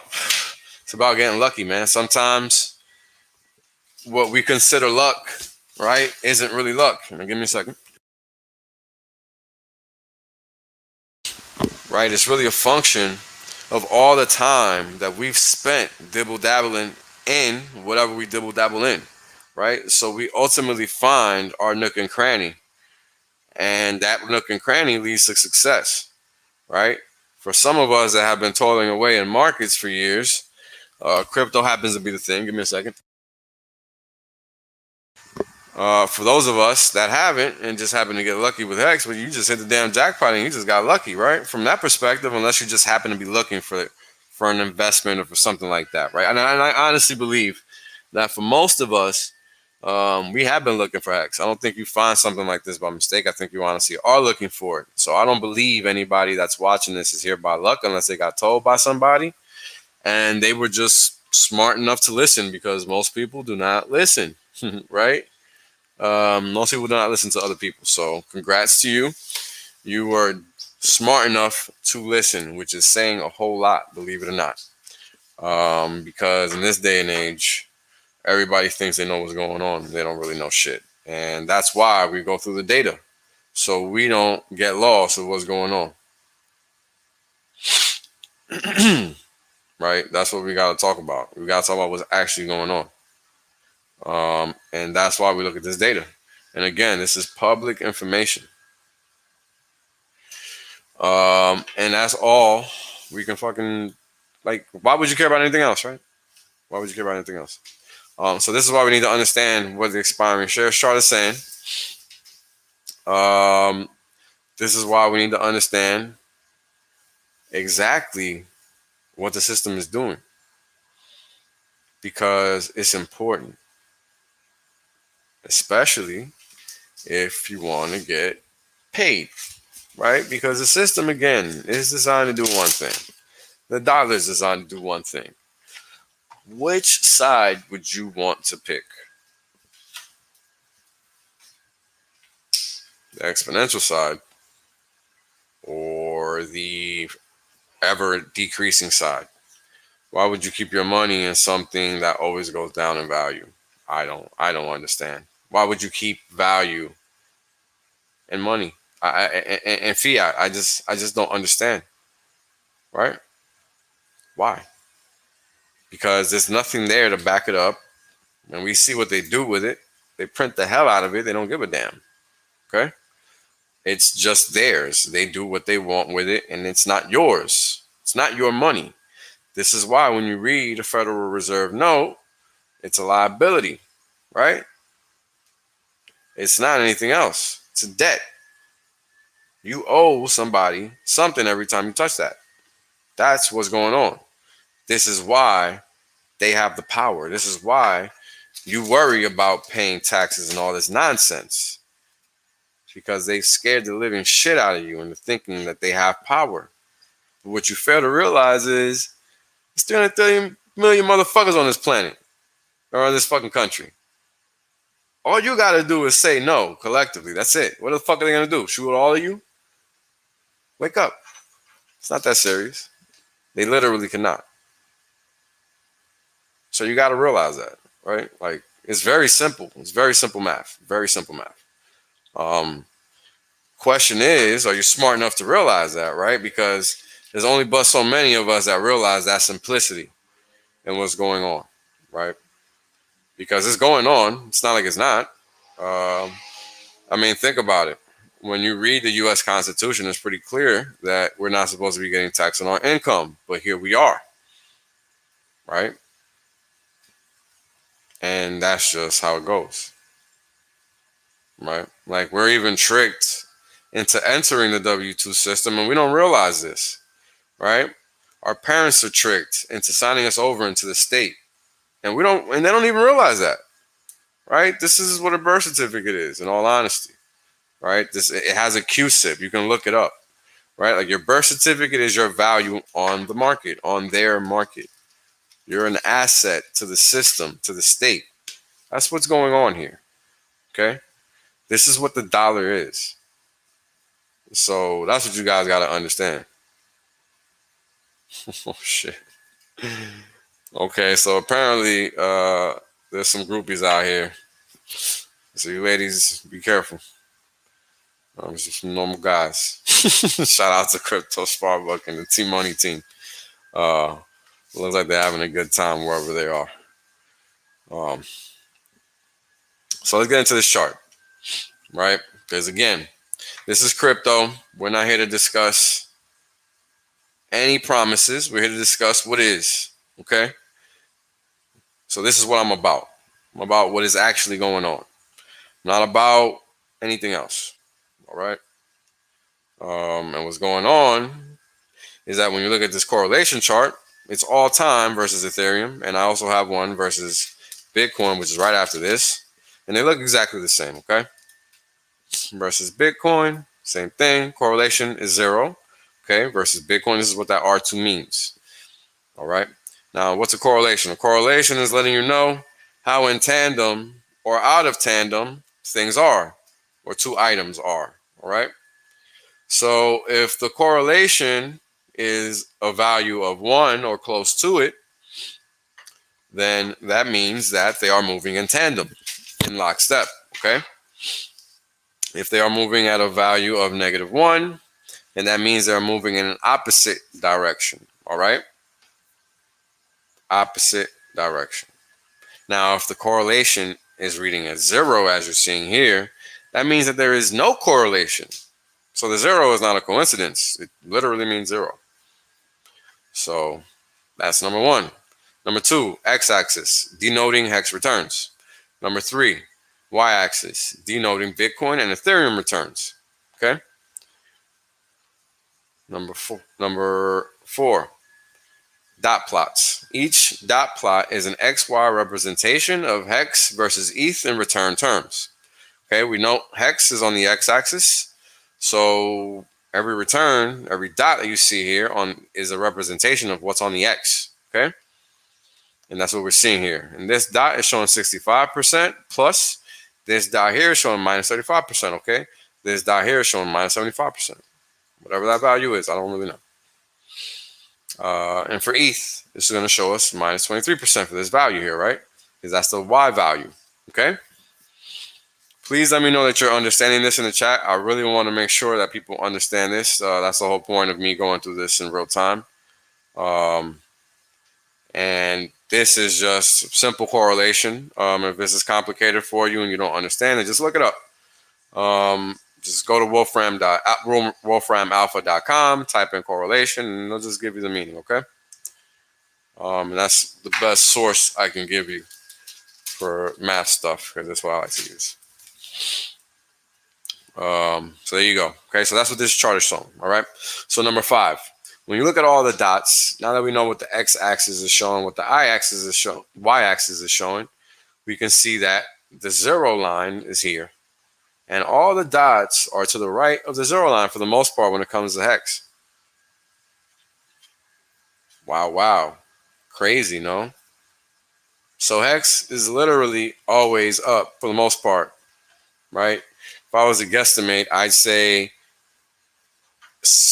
probably 80% to 85% of those dots are all positive for hex. I've never done the calculation as far as how many, but I'm going to figure it out at some point and just let you guys know. I just got to remember to do it. And this is what's going on, okay? No, the right side is what's best for hex. So if you're looking at the x-axis, Okay. For Hex, the best is to the right of 0. Okay. For Bitcoin and Ethereum, the best is above 0, which you can't really see in this chart because it's all the dots are around there. All right. But this is 0. This is 10. That's 20. That's 30. That's 40. That's 50. That's 60%. And down, you go all the way down to 40%. So the y-axis is Ethereum and Bitcoin, and the x-axis is Hex. Okay. So I hope that's clearer. Okay.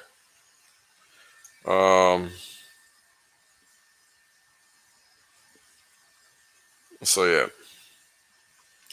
so this chart is basically showing the most important thing that people need to understand if they're new to Hex and they own other coins still, which is fine because you have to learn. And that's okay because I had to learn also. And shout out to you. Wow, thanks for the super chat, man. 36.90 pounds. That's crazy. 36 pounds, 90 pence. Thank you. Thanks for the compliment, man. I appreciate that. So let's see. Is it the new support? Oh, wow. Nice. And this is what I'm talking about, right? Math don't care. And this is, again, a representation of that, right? So all the dots to the right side of the 0 line for Hex are great. All the dots below the Y0 line for Ethereum is bad. So as you can see, there's a lot of those for Ethereum. Not a lot of dots to the left of 0 for Hex, right? Not really a lot of dots. Versus Bitcoin, same deal. Bitcoin is all over the place, whereas Hex is not. It's primarily on the right side of the 0 axis again. Okay? So it's getting crazy out here, guys. Nothing is changing. The correlation is still strong, which is 0, right? That's what we like to see, 0 correlation with the top 2 coins in the market, Ethereum and Bitcoin. Hex stands alone, literally. Once I first recorded this data is when I knew I could say with confidence that Hex is literally better than damn near everything. And I did a stream. It was long. Strictly correlations. Correlation against a dollar. Correlation against a SPY. Correlations against a bunch of stuff. Go check it out if you want to see what it is you actually own. So you can, A, stop playing yourself if you don't own anything other than Hex. And B, respect your pocket because it's about making money. It's not about anything else. So let's see, we got a question. If above the x-axis is good for ETH and BTC, no. Above the x-axis has nothing to do. So the x-axis has nothing to do with Ethereum or Bitcoin. Okay. The x-axis is only for Hex. That's it. It's not talking about anything else. It's only describing the returns for Hex from max to min for this point in time, which happens to be all of the time. That's what I'm tracking here. All of the returns for Hex during that time. Okay, and this time is since inception. So that's why I called it all time. So we're just tracking the correlation of Hex versus Bitcoin and their returns since Hex started. And since Hex started to now, this morning or yesterday, when I did the price record, which was actually yesterday, so this date is wrong. It's not 9/12, it's 9/11. So I'll change that. It's 0. Okay, 0 versus ETH and 0 versus Bitcoin. Okay, see 0 versus ETH, 0 versus Bitcoin, and that's all. The y-axis is detailing the returns for Ethereum and Bitcoin. So you see you got a top max of 20% and a bottom minimum of minus 15% because the returns went as high almost and as low almost. Okay? Does that make sense now? A little more sense? So this is just, we have to use a 2-quadrant point of view for Hex, right? Because it's just at the Hex returns are at the bottom of the x-axis, okay? That's all. They're not in the middle. They're just at the bottom because, again, it's just representing the X. And the X is horizontal. That's all. It's not vertical. So it's a little hard to see what Bitcoin and Ethereum are doing, but all you have to know is that for Bitcoin and Ethereum, this is the zero line, okay? Both. That's the zero line. So when you look at the dots, right, the quantity of dots, like how many are there above and below the zero, there's a ton below the zero for ETH and a ton below the zero for Bitcoin. Hex doesn't have a ton below the zero for it, and below the zero is to the left on the x-axis, okay? It has some for sure, just not a ton. Not a ton, okay? And that's important to understand. So zero correlation, all right? So this chart, rolling correlation chart. So we're tracking here the dollar cost of a T-share versus the dollar cost of Hex, okay? Correlation, all time. Not all time, sorry. For the past 55 days in gray, 34 days in orange, and 21 days in magenta, okay? So the gray is the value that we're showing here at 55 days. And as you guys can see, the value is 1. And guess what? Guess what? What does a T-share always do? The T-share hex rate. What does it always do? Well, it always goes up, just like it did today. It went from 18,631 to 18,636. So now Hex has to go up again because guess what? The correlation is 1. And it's been 1 for a long time. So you can't pretend to think it's going to just stop being 1. Or 99.98 or 99.95 or 99.1. Okay? So that's it, right? This is why the price of Hex always goes up. This is why owning anything else is foolish, because the math says, what the hell are you doing? It's clear where you need to put your money. It's right here. It's not about anything else. This could be called dog shit, okay? This could be called dog shit. I would be telling you the same damn thing. It just so happens to be called Hex, man. Doesn't fucking matter. Like, wake up. It honestly does not matter what the fuck the shit is called. Like, in the real world, nobody gives a damn what you got your money from. They just give a damn that you got money. And that's it. Okay? So yes, the T-share price, which is the quantity of Hex required per T-share, does drive the price of Hex, because what's happening is that the system is saying, hey, you need more Hex to get a single T-share, which is paying X number of Hex per day. That's it. That's all that's going on. Okay? So with that, guess what? It's going to require entrants that are new and those that are acquiring Hex again to acquire more Hex, more than they had before. And that's all. That's why the T-share rate always goes up in dollar terms, outside of the fact that it always goes up in Hex terms, because it's requiring you to purchase more of a valuable asset with a valueless asset, which is a dollar. Okay? Important to understand that. Plus other promise coins. You know, what are you going to do? So I hope that makes sense. So this chart is the Hex is basically a dollar terms chart, right? I'm looking at everything in dollar terms. I'm looking at Hex in dollar terms, which is 45.1 cents, 4.2 basically. Cents here, 45.2. Payout per T-shirt was $2.65 as of last night. And that was a function of the payout per T-shirt, which was, what was it? 5.866, I think it was. Yep, 5.866, and I think it was 5.89 today. Oh, 5.92. So a little higher probably in dollar terms because the price, well, maybe not. Let's see. 5.922, is that what the hell was? 26 times, what's the price at crossover today? This is how I literally calculated, okay? Let's see, 40,33535.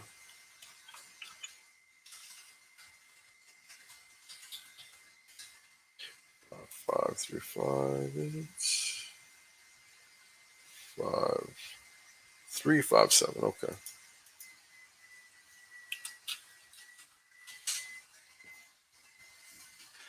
Here we go. $2.39 per T-share today in payout terms. So it went up 3 cents.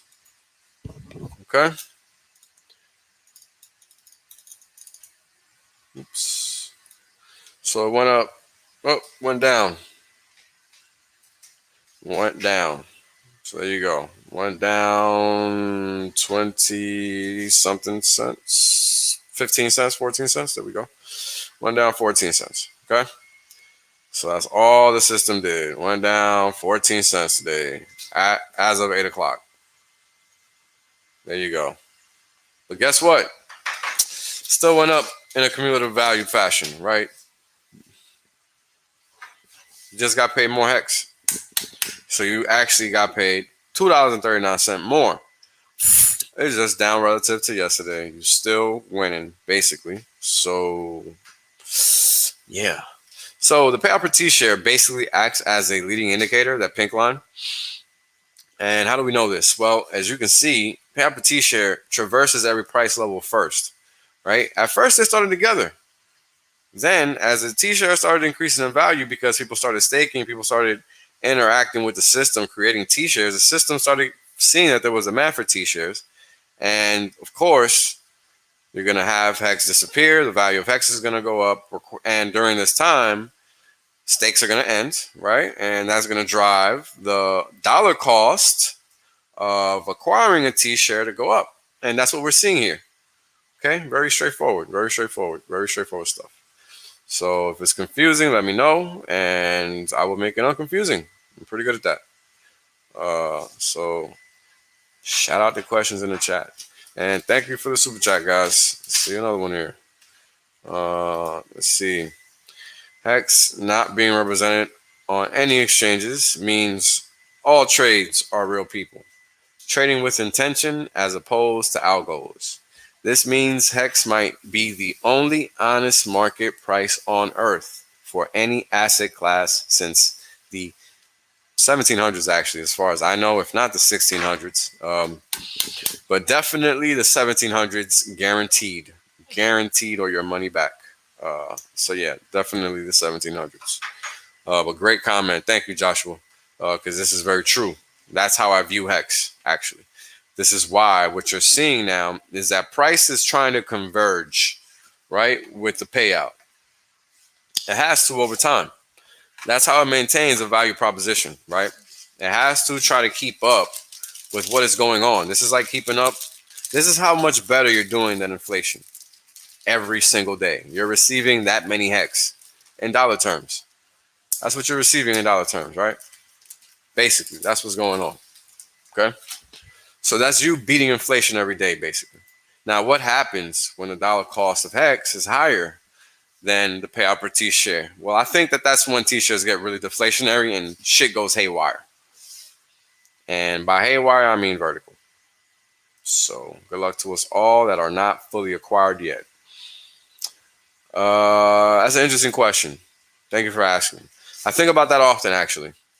I think about what is it that is going to cause a prolonged bear market in HEX. Now, we'll talk about that in a minute, but please let me go through the charts because that's a great question, and maybe we can start with that one because, of course, it's designed to go up. Give me a second, guys.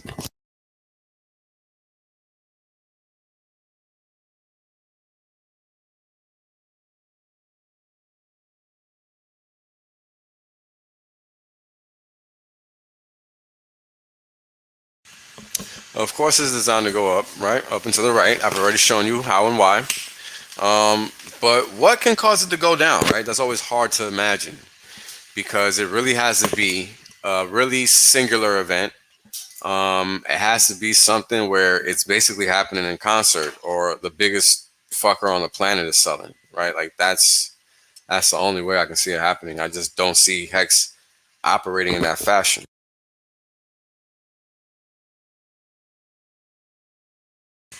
And that's really important to understand, because Hex is literally designed to just do one thing and one thing only, and it does it really well. And this chart is a clear representation of that. Okay, and that's important to understand, because what you're seeing here is that the price of Hex is going to eventually be forced vertically. And I called it live on stream. Hey, this is the bottom. That's it, because that's a doubling point. Boom, problem solved. That's it. And look at where we are now. And look at where we're going. This gap will ultimately close, guys, because this is how it started. It has to catch up again. And that's going to be a function of the network effect, right?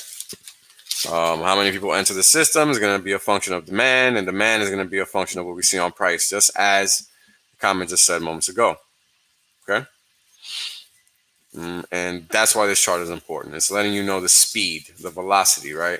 Well, I mean, look, we're really only 5x away from that payout teacher. 5x. That's not a lot. It's not really a lot. Okay. Let's see, 2.65 divided by 45. Yeah, 5.0. That's funny. All right, that's alpha. I'm keeping that one to myself. Okay, so here we have the Hex price to earnings ratio. Now, here's the thing you have to understand about what I'm doing right now. All I'm doing right now is showing you guys a million different ways Hex works and how it's there to show you that it works. This is all data that is publicly available to everyone on HEX.VISION, on go.hex.com. I just came up with the formulas that show what the system is doing. Now, this formula specifically is showing you one hex over the payout per t-share. Okay? That's what the system is doing. That's what this image is. That's it. Right? Yeah, I'll just leave it up there so you guys can read it. But yes, sir. Yes, sir. That entity is a problem. Major problem. But we'll get to that one day. So the hex price to earnings ratio, we know one hex is equivalent to one hex, and the earnings that one hex is going to generate at some point in the future, because that's what we care about, right? Just like one BTC equals one BTC, as they say, correct? We care about one hex. One hex equals one hex. So this is why we measure it like this. We measure what the system is actively doing in real time, because guess what? There is value being generated here. And that's it. That's all. Okay. And this value is happening at a rate of 17% on an annual basis. Okay. That's what this is measuring. So on an annual basis, you make your money back within 17% of that time. So that means approximately 62 days or so. Okay. So if we do 365, well, let me just do the math in your face because that's a little lame. 365 times 0.705. As of today, that's 62 days. 62 and a quarter days, okay? That's how often the system is doubling your money. That's how often you're getting your money back. Oh, log base 2. Yes. Yes, this is what the system is doing, folks. Yes. So, again, respect your pocket.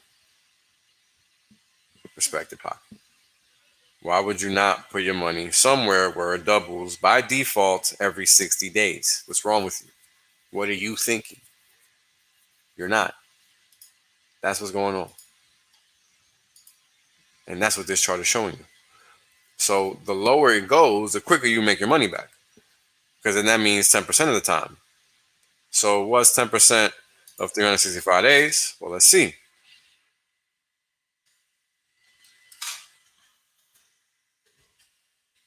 38 days. That's how quickly you make your money back on that one day, right? And then over time, what's happening is that you're seeing a representation of that from in the price. Because guess what? It's stacking paper daily. Okay? Pablo Escobar isn't going to have shit on hexagons, yo. Straight up. Quote me on that one.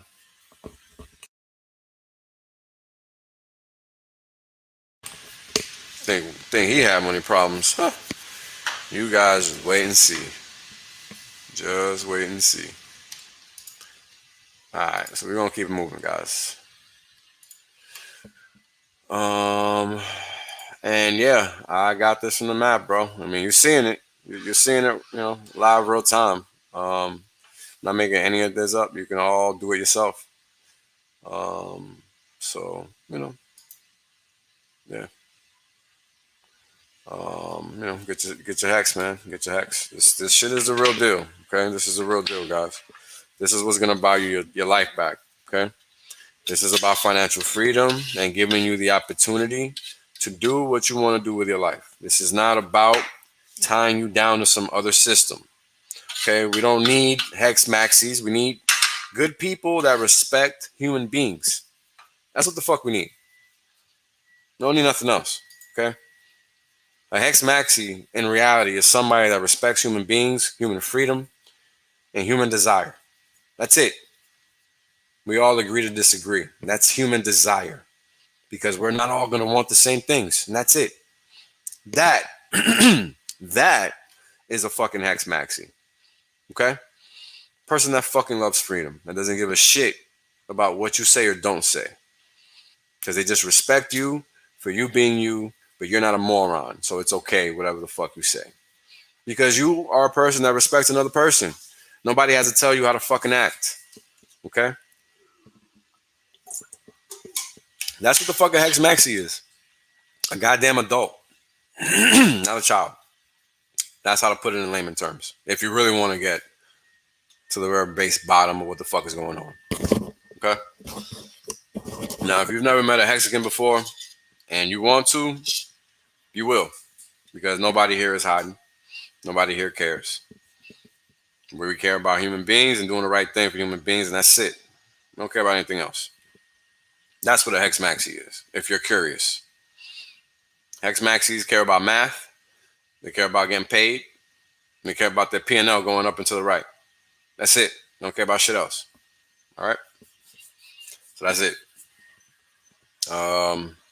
So that's what this chart is showing, right? Pretty crazy stuff, because it's real. It is real. It's not made up. Okay? You can replicate the same data. It's just 1 over the payout per T-share. That's it. Nothing else. Because this is what it is. That's it. That's it. Okay? Now, this is what the system does daily. Right? And this is what's important to understand, because it's about preservation of capital first and foremost. Right? This is about understanding the risk in the system is imperative. And here, what the system is telling us is that it's negative risk. Taking it as it comes, baby. Taking it as it comes. And this is the all-time low for the for the S&P 500's price to earning ratio, 551%. Okay, that's your all-time low. How about them apples? 551% is significantly greater than 17%, and that was at World War I. Okay. So, yeah, that's value for you in the fiat side of the system. Not much. So here we got T-shares in market cap in dollar terms versus the price of X, and we were at $94.25 billion yesterday. Big money, baby, big money. All right, that's a real valuation based on what's going on in the dollar system. Okay, and that's it. It's no more, no less. No more, no less. Because again, it's just math, guys. That's all. No more than that. All right, so this chart is just basically showing you what the network effect is going to look like, right? And here we just have different asset classes, just Apple, Microsoft, Google, and what is this? Bitcoin, right? That BLX contract on TradingView, and it's just showing what the network effect shows. It looks like in those just different asset classes over time, and we're just getting out of it. I need to update this because we're actually somewhere around here now. We're just breaking out.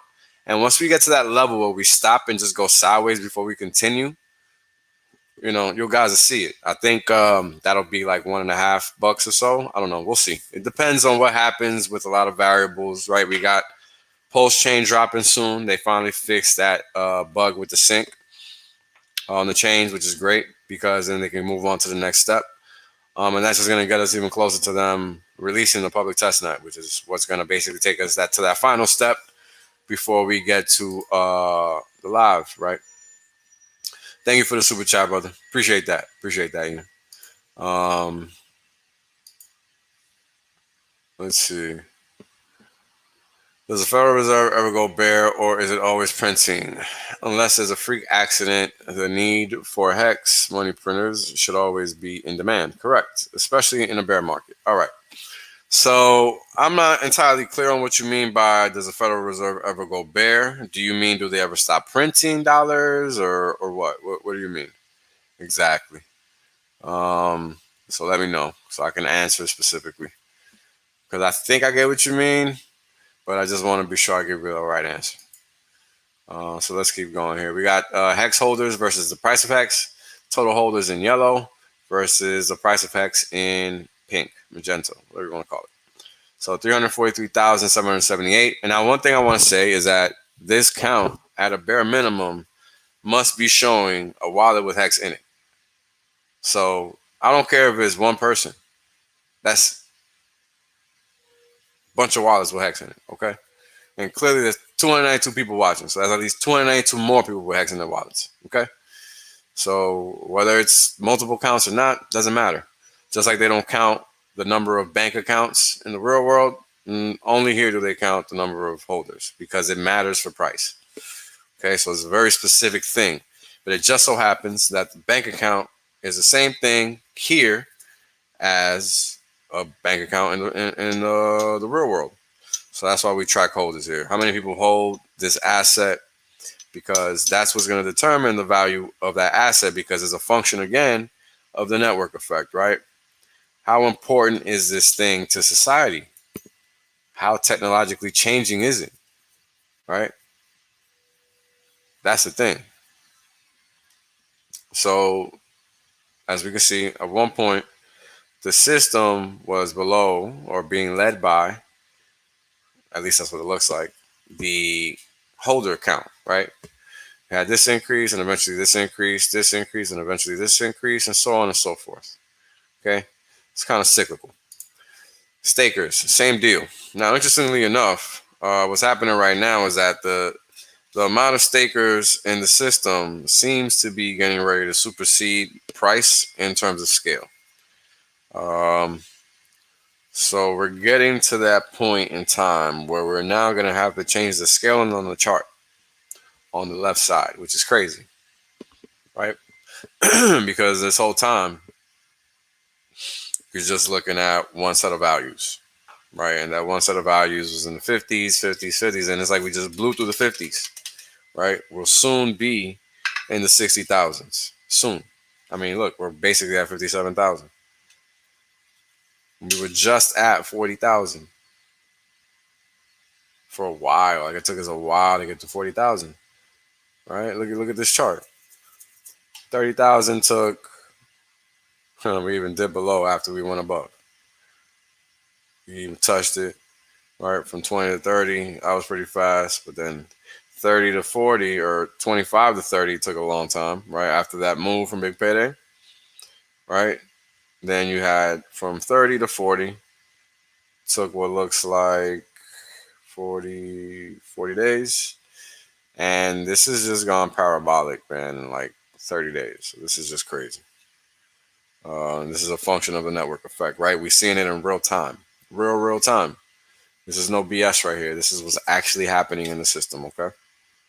What the system is actually doing. And it's you're seeing people stake. That's all, right?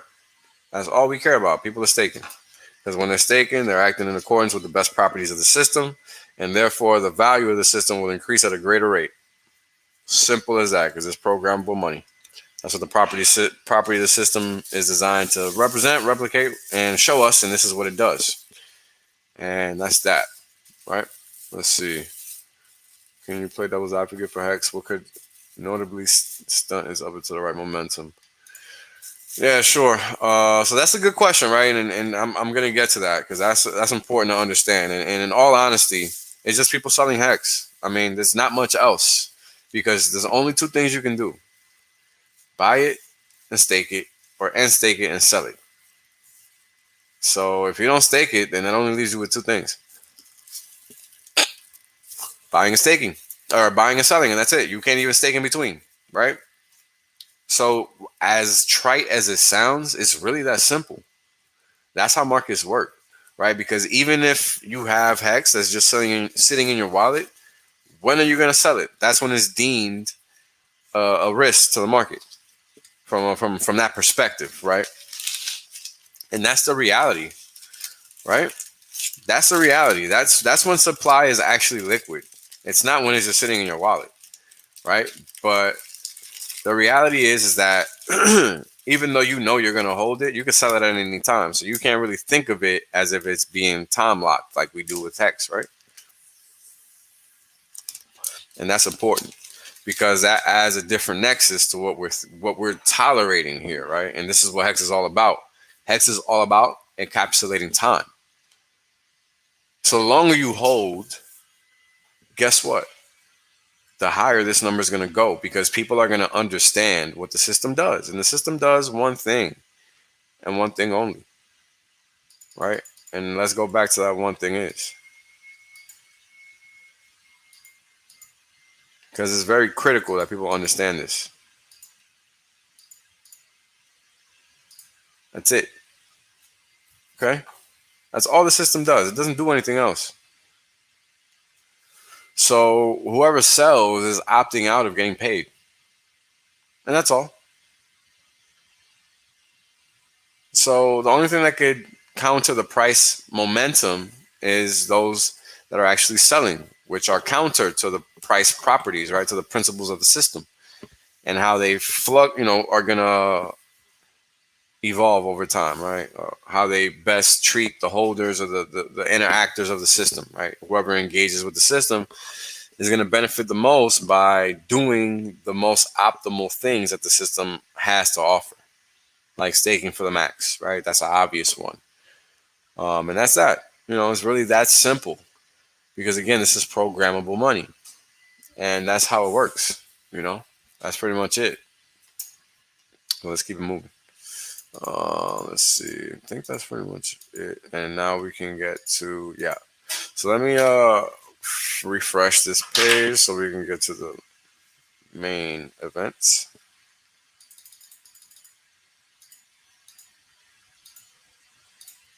Okay. So I hope that answers your question, bro. As far as the double advocate goes, because it's hard to play devil's advocate with Hex because it's literally designed to just go up and to the right. Like if you sell, you're just gonna become a rec seller. That's gonna be just that, because the price still is designed to do the same thing. And that's that. Okay. So for those of you that want to donate, thank you, Hex Technician. I appreciate that, man. I'll put it at the bottom. Wellsonly.eth. It's actually at the bottom of the show notes. So if you want to go there, you can. If you want to donate, but I'll put it. Oh, damn it! I just deleted the damn thing. I'll put one. Share, expose, seed, raise, private keys.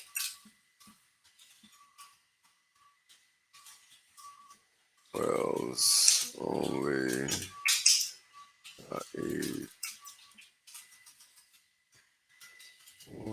Okay.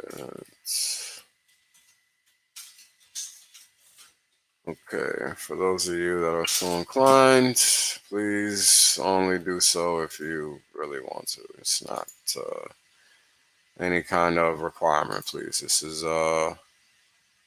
just me talking. So, where do we get the APY from? Okay, that's important to understand because the APY is a function of the utility in the system and how it's being treated. Okay? That's what's going on here. Very important we understand that. Very, very important. Because the market does not care, you know? It only cares about what you're doing as a mass group of actors, because that's how the market moves, right? This is what the market is showing us since inception here. Oh, look, people understand what Hex is doing up and to the right. Boom. Because people are just buying and staking Hex, and that's what it's designed to do. You know, it sounds so trite, and I'm sorry, but that's it. You know, that's all. It's not about anything else. It's not. It's about getting paid, you know? It's about it sustaining value, your economic value, because what you're doing is you're transferring economic value from one system to the next. That is all. You're not doing anything else. You're saying, all right, I have system on an accounting system A, which for most of you is fiat, right? Most of us, if not all of us, is fiat. That's it. Right? So you're taking that fiat and converting it into crypto. That's what's happening. Nothing more. Simply, right? That's all that's going down. No more than that. And that's why it's important to understand what the basics are here. This is why I felt compelled to do this chart set video live, so I can walk through it, have you guys ask any questions that you might have, so that it's answered, and that's it. I can lay any misgivings or whatever to rest. So please, ask your questions. Money is not required. Just make them good ones. If you haven't done any research, don't ask me those kind of questions, because that's not what I'm here for. Do your own research. Understand the basics. Don't ask me, what a T-share is. If I don't just say it, don't ask it. Because that's something you can go look up, right? If you want to understand why the system is doing A, B, or C, that's what you need to ask me.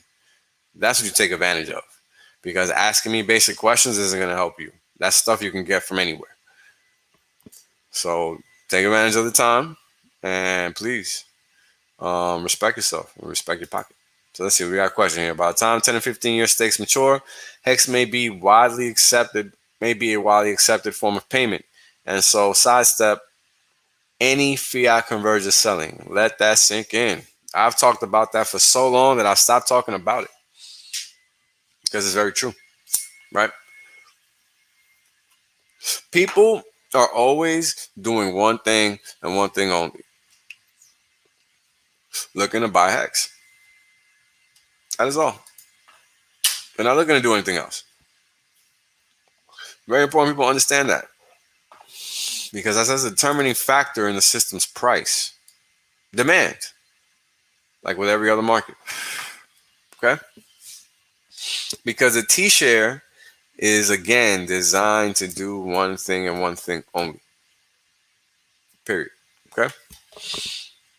So when we look at the APY, right now we're looking at 36.79%, because we have 9.88% of the system staked, with 17% of the system removed, the supply from the system. And we just had 200 million HEX just disappear. Right? On top of all of that, thank you for the super chat, HEX.LIVE. I appreciate you, man. And this is crazy. Right? Yeah, that's going to be big. The day that happens, for those of you with T-shares or lots of HEX, which get you T-shares, which is really the whole thing, going to become super valuable, because it's going to be the most valuable thing on the planet for the foreseeable future. So why wouldn't this be the base case? Why wouldn't you price things in this? Because this is always going to be going up and to the right. So the price of things will always go down. It's a beautiful thing. That's how it should be. You always getting more for your money.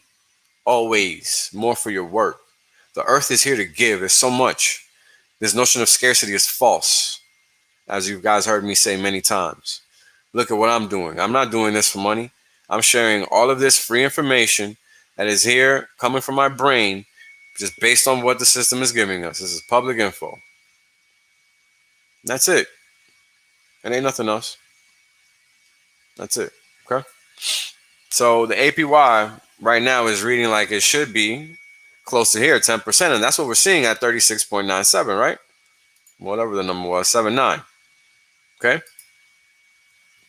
Now today, though, we had 38%. So it's above that value, right? And it's still above that 36.97 or 9%. Sorry. Keep saying what it shows. We close this. 36.79. 36.79, which is lower than this. So according to this, oh wow, it's subtracting. Uh-oh. My analysis is wrong. All right, I gotta wrap my head around something. I'll come back to you guys on that. So we're at 36.79, which is sub. No, I was right. Okay, which is sub 10%. Still, okay.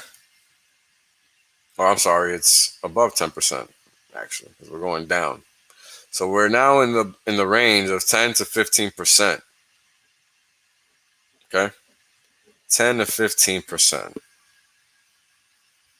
We were at below 10% for the longest time. Right? This is a bit greater. Excuse me, guys. Greater than 40%, rarely. Right? Anytime the staking percentage has been less than 9%, which isn't really, I can't remember it being that low. I'll have to check, but I don't really know off the top of my head. But I don't remember it being below 9%. Often, if at all, since I've been in the system, and that's been 9 months so far. So this thing is just popping, man. It's just popping. And this is how the APY works, right? It's a coin staked as a function of the total supply. So if 100% of the coins are staked, right, you're only going to get 3.69%. But if 1% of the coins are staked, you're going to get 369%. That's what this is saying. Okay? And that's pretty much it. So now we're here for the main event. What is this crazy ass looking chart? Now we have the dollar cost of 10,000 X, the dollar cost of 10,000 or of a T-share. We have the T-share rate and we have the forward T-share rate. Now what the hell is a forward T-share rate? This is the price that the market is recording for the value of a T-share every time you buy HEX. So at the crossover, when I'm recording these prices and these values, I'm just doing these formulas right alongside with it. And I'm getting these numbers. Okay? So what are these numbers saying? Well, these numbers are saying is that the forward T-share rate, the volatility inherently is a function of the value in the system as a function of price. Okay? So what this means is if we subtract the forward T-share rate minus the T-share rate, and we're ever below that price, there's immense value to be had in the system. That's what we're seeing here. Right? And this is what happened. And it happened for a long period of time here. Like, wow. Right? And it happened here. That's why you had these big pumps in price, right? Okay? This forward rate, right? That's true value being represented in the system in real time. This is like when you want to buy the dip, basically. Right? And lock in T-shares at the same time. Okay? Does that make sense? Because this is the same thing as the T-share rate, it's just in real time. This value is what this is actually showing. So if you take these values, let's do it right now in real time.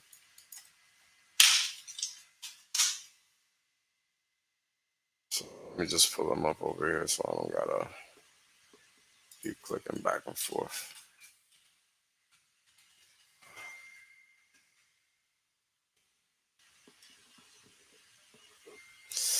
Give me a second, guys. I'm just looking for the chart. Okay.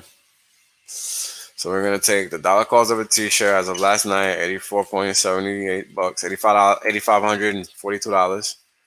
About $4,517.24. Okay, so you guys can see, gives you the T-shirt rate. Okay. Now let's take this value, multiply by 10,000,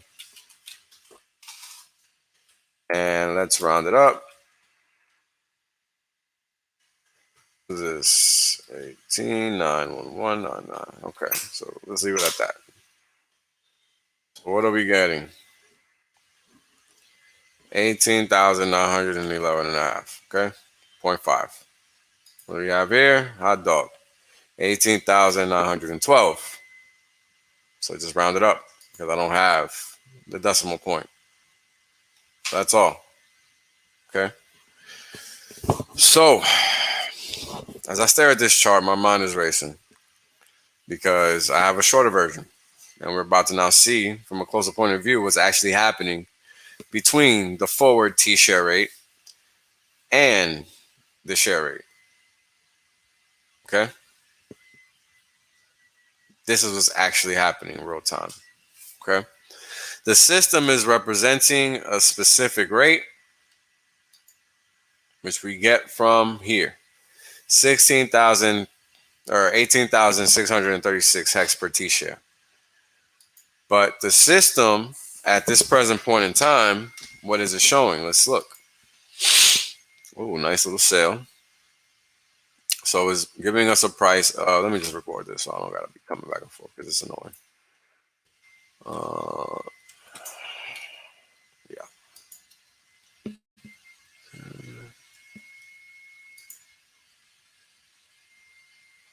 Okay.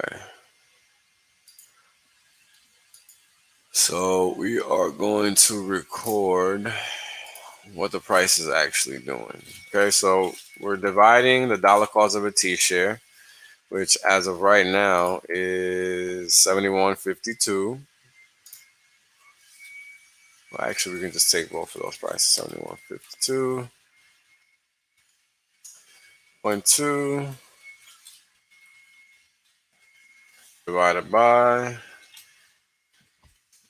dollar cost of 10,000 hex at 38.378 cents.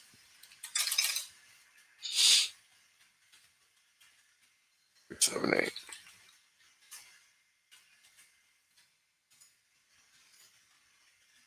Yeah. All right. Let's see what this bad boy is giving us. So as of right now, we are getting, let's see, 2006. Let's go with 2. So the rate went up a little bit more. Let me see here. What the hell am I talking about? Yeah. So the T-shirt rate is up a little bit more, right? And I'm sorry, the forward rate is down a little bit from where it was. It's still above the T-shirt rate though. So it's still a little expensive. So maybe Hex has to come down a little bit more before it's actually time to buy the dip. Right? Maybe people are actually doing this math in real time already and figuring out this is when you want to buy the dip. Or not then, but then. Because it's presently priced at 18,636.2. Right? Nah, of course, just buy Hex. But it's not just about buying Hex, right? It's about when are you going to stake your Hex? Because you're paying for Hex always, right? The question is, how much Hex are you getting for what you're paying? Because this is like looking at it from the front versus the back, right? Because when you're coming over here, you already have your Hex. It's already too late to make that decision. We're talking about when to buy, basically. Right? Now let's get to the next chart because this is the whammy. This is the big one.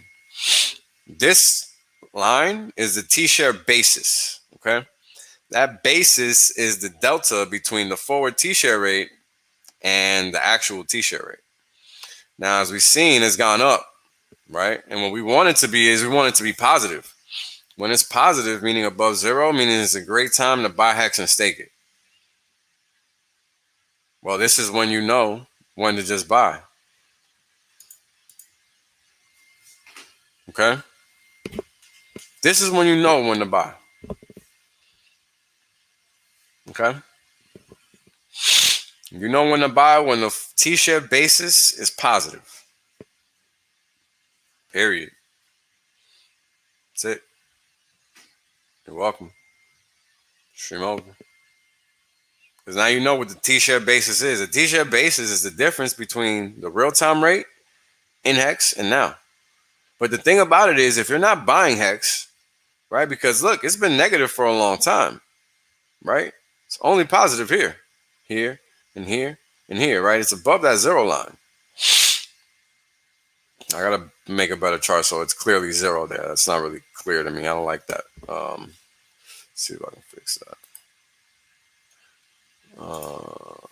But hope you guys get what I'm saying, right? Because this is important, right? This is when you get HEX and stake it, right? This is like when you're on, like, batting 1,000, okay? You can't lose when you're buying and staking HEX when the basis is positive. That's all. That's all this chart is showing, okay? That is all. No more, no less.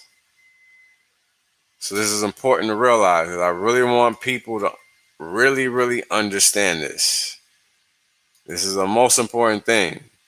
If you're buying and staking HEX, is when this value is letting you know you're winning, you're beating the system. This is letting you know you're actually beating the system. Okay? This is what's actually going on here. It's the best way to put it in layman terms. This is like the cheat sheet. Okay? So if you figure out how to calculate a T-share, dollar cost of the T-share rate, for HEX, you now know how to get this value. Okay, I already showed you. So rewatch the video. It's free. Otherwise, you got to pay. But this free. I just gave it to you free. Boom. Now you know when to double fist HEX, go all in. When you're going to beat the system is when the T-share basis is zero, is when it's positive. That's when you're beating the system. At any point greater than that, you're beating the system and you're winning. You can't go wrong. Okay? So now you guys have gone through all the charts. Do like I guess 20 minutes Q&A. Wrap this up at 3 hours because we're already 2 hours and 40 minutes in. And I really wanted to give you guys a very detailed look at what is going on with HEX in the system and everything like that, and what these charts are about, right? Because we got to understand what the data is saying. We're not doing anything by allocating capital to something and we don't know why we're allocating capital to it. This is why I'm 100% against this whole notion of Maxiism and all this nonsense, right? Because in the real world, nobody gives a shit where you putting your money. I'm sorry. This only matters in the promise coin space. In the real world, nobody gives a flying fuck. Nobody cares. All they want to know is where you're putting your money that's going up to the right. That's it. They don't give a shit. Okay? That's the reality. This whole notion of tribalism, I'm going to always smack it down. It does not exist. It exists because people make it exist. It's like racism. It's fucking stupid. It doesn't exist. It's fake. Stop buying into it. There's no such thing. There's good math and then there's no math. Okay? Because all math is good. So, I'm sorry, but wake up. Smell the coffee. Like, help yourself. So let's get some questions, guys. Let's see. Thank you. Thank you very much. I 100% agree with that statement, Randy. It is 100% stupid. 100% stupid. Right? We're here to get this motherfucking money. We're not here for anything else. That's it. It's that simple. It's that simple. Let's see. How much more value do you think there is to buy now before PHEX snapshot? Well, that's interesting, right? Because one thing we do know is that they're working. One thing we don't know is how well they're working or how fast they're working. So, right now we happen to have a hex dip, which is great because they're never really around long, man. And you saw the most recent one. Let's go down to 240 minutes per candle. This was it. This is on the way up, this is it again. This is a 24-cent like rollover, right? This is like it's 21 cents. Oh yeah, this is 21 cents right here. This is 24. Then it rolled over, right? And we got 26, 29, right? And then we had a nice little battle here between 32 and 35. And we've already seen 35 act as support once, right? And we have price come down, touch 36 a couple times, right? 36.17, 37.4 here. It hasn't even touched 36 again. So the market is probing. Okay, you got sellers selling. Buyers are more than likely going to look to try to see if they can get the best deal possible, right? And that's what it's about. So if sellers are going to sell, buyers are going to buy. And if there is a present point in time, like there's been recently over the past couple of days, where sellers are more prominent than buyers, then the price is going to go down. But ultimately, as you can see on the chart, I mean, this isn't even 2 months of data. And we went from 13, 14 cents to 38, where we're at now. So I wouldn't wait, basically, is what I'm trying to tell you. I would take advantage of the ability to acquire HEX at a decent price, because it was just at 50 cents, basically, 48, right? And this was just another doubling value, really. It's just what it's doing. 12.5 to 47, 48, right? Went all the way to 49. And I already went over how the doubling works, right? We went from 12 down here. Where were we? Here, right? 11.5 when the system bottomed out, right? Because again, guys, it's all math. All this other shit is nonsense, man. I don't know what these people are talking about. All this other shit is nonsense. We only care about making money here. That's it. So, okay. How do we get the doubles? Algorithm.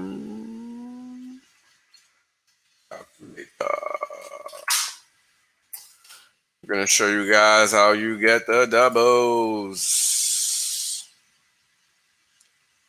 Oh, no. It's not giving me what I want. Let's see. Ah, yes. Okay. Hold on. This is cool. So where the hell was I? Ah, here. So we got this return number, right? 377%. How many doubles did we do in 377%? See. Okay, so I'll fuck that up. 3.77.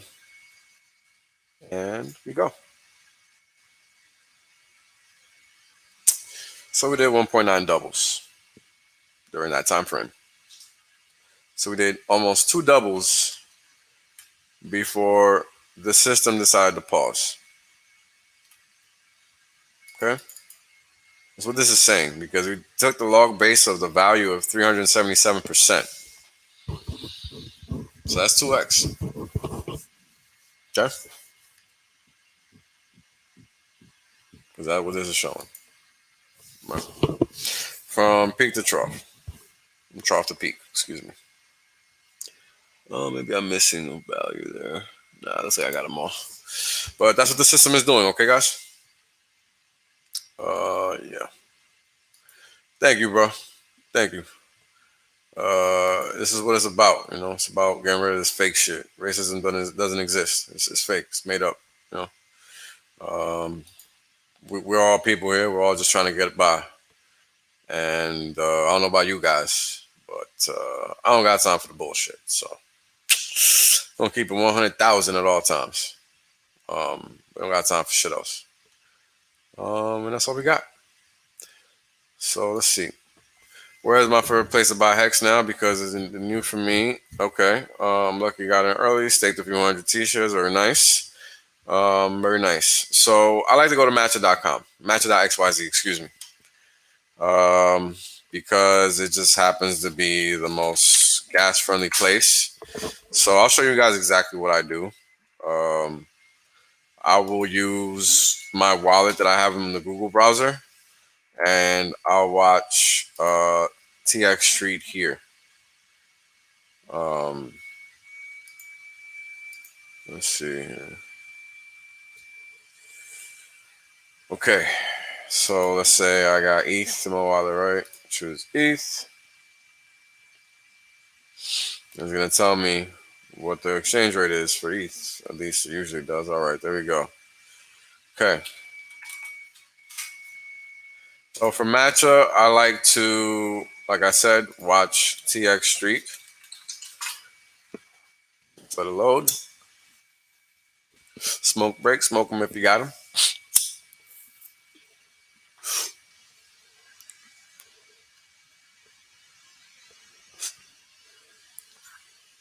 So right now the GWAY is at 70. Okay, not optimal for me. I like to transact at least at 50 if I can. If I'm not pressed for time, then of course I'll do what I can. But 50 is my target value. I'm not trying to spend more than that on GWAY. So I'll look at this and I'll make sure that I'll have the custom value open so I can adjust it for whatever I need to enter with respect to the coming blocks, right? Because we can see what's coming here. We don't have to guess. This is real-time data. They're literally visualizing the blockchain for you on this website. So it's a great website to use if you want to transact in real time and hit the market. In a responsible manner, of course. Don't get out there and be slinging millions of hex like a retard because you're going to eat slippage, right? You don't want to do that. So that's how I do it. Hope that answers your question, man. Let's see.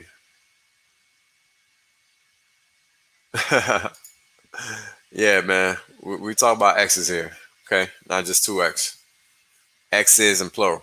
You seen Richard in that Burberry raincoat, right? I already told y'all it's raining X's. I mean, he got that on for a reason. Suggest you pay attention. Because it's real. It's raining out here. It's raining out here. Let's see. The pullback is playing the same pattern Hex has done every 3 run-ups, where it's gone 300 to 40%. All right, 300 to 400%, excuse me. Pull back to the 78.6, 61.8 fib retracement before doing another doubling. Buy 30 you. Love it, love it. Love the confidence, brother. Yeah, you know, I don't even look at Hex. I don't really know how to use fibs, man. Let's see if I can figure it out, because I don't really dabble with that. I just like to look at things how I look at them. I don't like things given to me. So let's see. Looks like about right, right? I'll change the colors, man. This is horrible. Sorry. Again, I don't use this, so I don't know why this shit is super pink like that. Where's the background? Boom. Get rid of that thing. Woof. All right. Okay, let me check the values. I forgot. Give me a second, guys. 78.6. Got it. All right. You know what? Let's get rid of that. Or let's leave it there. And let's shift. Actually, let's shift this one there and shift this one there and 60. What is it? 1.8. Yeah. Always feel good. 2%. All right, here we go, baby. I got some action. So yeah, I think I got it backwards, right? I think you guys do it the other way around. Hold on. Because again, I don't use this shit. Things like that. Yeah, that's the way it's done. So yeah, I actually suck at textbook TA. It's not my thing. I don't use fibs. I use moving averages. That's about it. Because moving averages are, again, a representation of what price is doing. That's what we care about. We care about the true indicator. We don't care about anything else. Everything else is just a function of math, right? And this is what Fibonacci is showing us. So if we look at the 50% price, it's 30%. It's 30 cents. What did I say at the beginning of the stream? What did I say? I said 30 cents. Did I not? Yes, I did. So anything greater than that is a gift. Thank the market and take it. That's how I roll, right? Because at the end of the day, we're here to build wealth. The T-share is a function of your ability to understand the basis that I introduced you to today. Because when you can pick up HEX and stake it when the basis is greater than 0, you're taking T-shares from the market. Okay? You're taking T-shares from the market. That's what's up. Is it not? That's what's up. So that's what you got to pay attention to. Okay? So let's see here. See what you guys got going on, because I was rambling for a while. Let's see.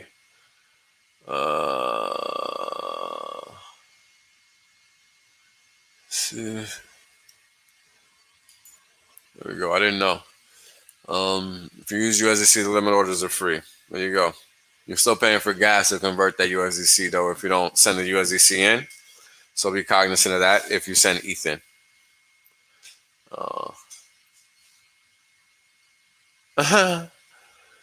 Man, good luck to everybody in Australia, man. In my opinion, they're taking it too kindly.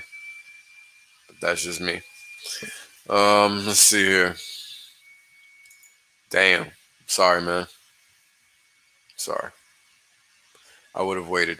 I would have never. Like, that's just crazy. I just can't bring myself to give the middleman $100.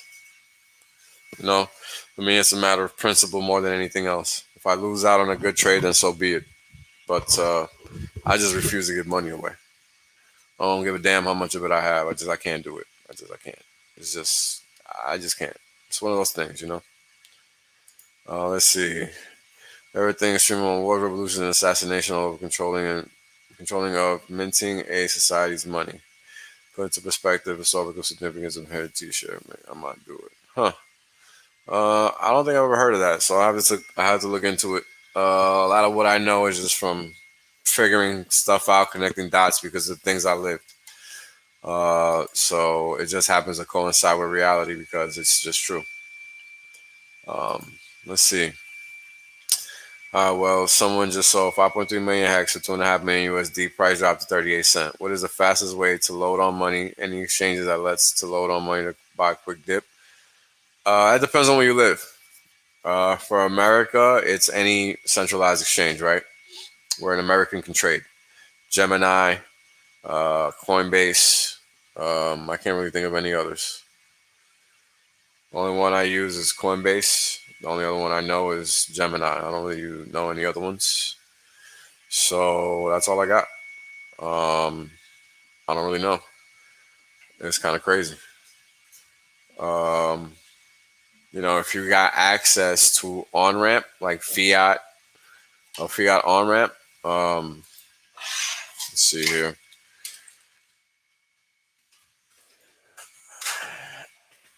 Where you can buy direct, right? Just from your connecting your wallet to it.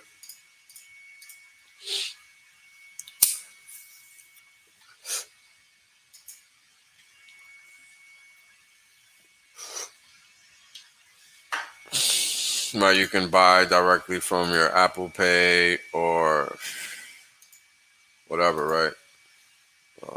USD. If you're in America like me, right, you would buy that BTC. It seems to not give you the option of Moon Pay after all, or Apple Pay after all. In USD. Let's see. I guess you just pay these exchanges then.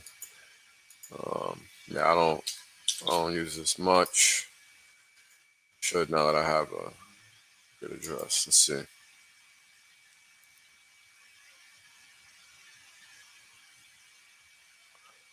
Let's see what this does. Okay, so it opens up my wallet.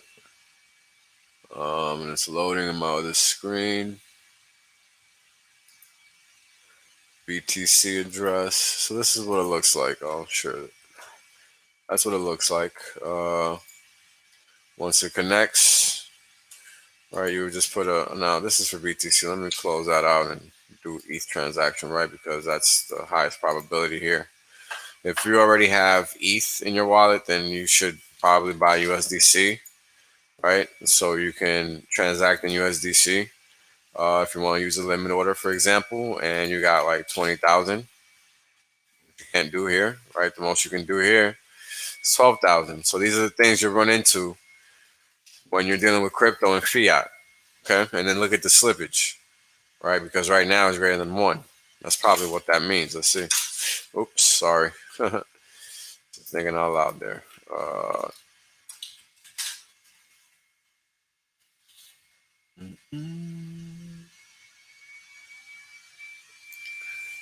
We should make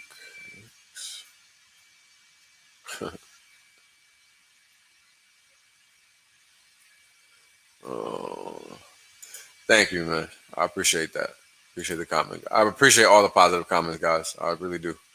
Again, I'm just trying to show you guys what's true and what's not, right? Like, we don't care about anything else. Here, you can also use Changely to swap instead of these other platforms and pay half the cost to swap, right? Changely is a good site. Of course, if you're American, you have to be careful which state you live in, because then you can't transact. I think Washington State, Nebraska, and New York are some of those states where you can't transact in crypto. So here we go. Everywhere like 1 inch and matcha can do limit orders with anything but the native ETH. So just use USDC. I don't recall last time I paid a gas fee to buy ETH or to buy HEX. There you go. I've never done a limit order because I've heard nothing but bad things about getting taken care of with limit orders here. So it's kind of crazy for me. So I just can't do it. So here you go, like 1.0016, right? And that's a function of that, right? 16, you're going to have a 4, it's going to be 5, blah, blah, blah. All right, you're subtracting from that 1200, right? And as you can tell, it's a function of that, right? So again, it would take you to those 2 places where you can do it. And here, apparently, the maximum is only 5,900. So it's hard living out here, right? You would put in an email and put in your MetaMask address and keep it moving. And that's how you would do that. Okay. So let's see what questions do we got. Okay. There you go. Changely saves a homie mad money on gas. There we go. Maybe I should start looking at Changely again as well. I haven't used Changely since the early days. This is where I used to get my crypto back in the day. Where I used to get my XRP and XLM at was here. You would have to buy Bitcoin or ETH or Litecoin or whatever, send it into here, and get the XLM or XRP sent to your wallet address, right, for those respective coins. And that's how it was back then. So let's say we're exchanging HEX, and we're exchanging Ethereum. So 0.1 ETH gets you 661 HEX right now. Very nice. So if you're trying to exchange now, ETH for HEX, but let's say you want to buy it outright, right? And let's say you live in Wyoming, for example. I know that's a crypto-friendly state, Nevada, right? There's another one. So you want to buy some HEX. Oh, it's unsupported on the exchange. Some of my bitch. So there you go. I guess you would have to get USDC and send it to that wallet.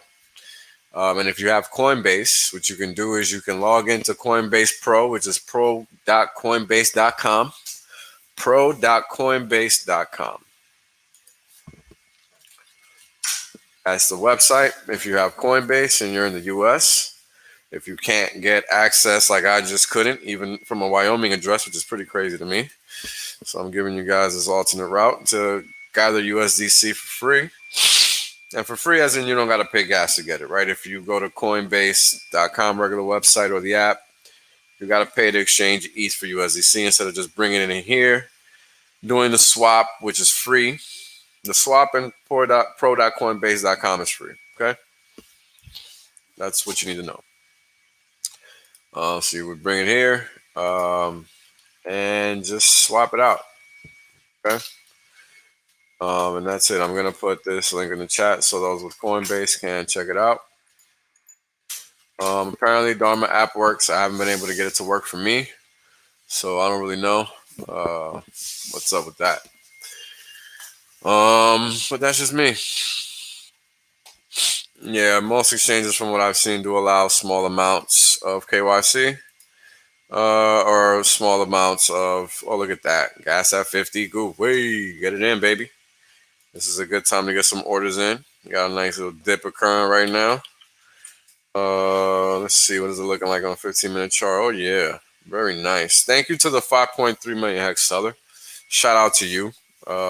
We appreciate those big sellers, guys, in all honesty, because they are those giving us opportunity to acquire hex at a cheaper rate, right? Because before that, it was all the way up above 49 cents. They bought it all the way down to 36. So thank you. Right, and they bought it down again, giving us another opportunity to acquire hex at a great rate. How can you be mad at that? I'm happy. I get ecstatic when I see the price go down. Honestly, I love it. So, you know, we buy the dip when the price is down and we're staked. We're buying the dip every day at crossover, right? You're getting hex every day at crossover at that price, right? So that's what's up. Right? There you go. Great comment, Joshua. My favorite thing about Hex is the release of mental bandwidth. I used to waste so much time analyzing other shit coins. Now I can focus on other things and do real work. That's right. Right? Hex gives you your life back. Because guess what? Math is taking care of you. It could have been anything else. Right? Could have been anything else. Anything else. And that's all. Right? That's all. Could have been anything else. But it's called Hex instead. That's all you got to understand. Right? So there we go. Here's a little update, which is pretty good nowadays, which is sad. Thanks, DWAM. Appreciate that. Appreciate that. I don't know about Furus, man. Sorry, I don't dabble with Furus. And thank you, Warhammer. Appreciate the warning there. I'll be sure to do that. So yeah, that's all I got, guys. Where am I showing this name you guys keep talking about? I must have been for some other page or something. I don't know what you guys are talking about. Yeah, that must have been what I was on Changelly or something. I just didn't notice. So I have to go back and watch. Thank you guys for the warning. Because I really didn't catch that. So yeah, so if you guys got any more questions, I'll head on out. Thank you guys for tuning in. Appreciate you. Just remember that when you guys do super chats, YouTube gets like 30 to 40%. So yeah, crazy. Middleman always wins, right? So yeah. So let's see. We got a comment here. You can still use other coins to increase your amount to buy a t-shirt, then get into Hex. I wouldn't just FOMO in with a few $100s. You can still make more than on board.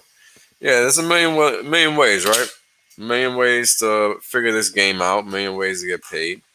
And that's what it's about, right? That's what it's about. It's about figuring out how to best do it, right? And how to best do it for you. Because everybody's situation is going to be different. Everybody's going to be, you know, doing what they can. You know, I did what I can and now I'm good. Took me a while, but hey, I finally made it. And you can make it too. You just got to respect the math. That's it. It's not about anything else. Man, B Kitchen, thank you for the super chat, but I don't know about Furus, man. I don't know who XRP Command Center is. I don't know any of that. I don't know about no beef with Hex and RA. I don't know about any of that. Sorry, man. I don't know. I don't dabble in such things. I deal in the crypto space, not the promise coin space, sir. Sorry. Thank you, T-Bird. Much respect, brother. Thank you for tuning in. Can I coin the term two-room? Yes, you can. Why not? Thank you guys for the kind words. Appreciate them. Yeah, that's what it's about, guys. That's my goal every time I stream. Yeah, man, you know, it's crazy, right? A T-share now costs $7,000, $8,000. You know, when I first got in, it was 30, 40 bucks. Like, and I was pussyfooting around because I didn't understand the system. Oh man, how I regret that. I think about that all the time, right? And I'm pretty sure there's a lot of people out there like me from back then that, man, if they knew what they know now. Woof. Crazy, crazy, crazy. So thanks a lot, guys. I appreciate you. As always, have a great evening. And I just hope you guys have a good never. Maybe when I lose my throat, who knows? Maybe never. We'll see. So yeah. Oh, hold on, guys. I'm sorry. Great way to end the freaking stream, right? More noise. So yeah, we got no noise in this chart, right? Hex doesn't give a damn. Hex just goes up and to the right because Tisha say so. And that's what we care about. We got 7 million left in liquidity. 822, right? When we go to GRAPHHEX.ROCKS, what is it showing us? It's showing us 34 million, 7 million, 13 million. So that's 20 plus 34 is 54 plus 2 million. So that's 56 million total hex in liquidity, which isn't a lot of hex, guys. We used to be at, 84 million, 100 million before, even 113 million. I mean, hell, we have 113 billion sacrificed. I'm pretty sure we had that amount on here at some point in time, and it's just no longer in existence. So this is what's going on, guys. True demand, okay? Respect the math, and the math will take care of you. And I'll put this link in there in the chat so you guys can use it as a resource as always, too. So yeah, supply dwindlance is real, guys. Thank you again. Have a great night. Whales out. I guess I'll end it with a nice little video. Peace out, guys. The information displayed in this broadcast is known to cause increased amounts of FOMO. Wells only and his guests are not responsible for any losses you may accrue for having weak hands. Where the haters at? Y'all bitches still ain't showed up.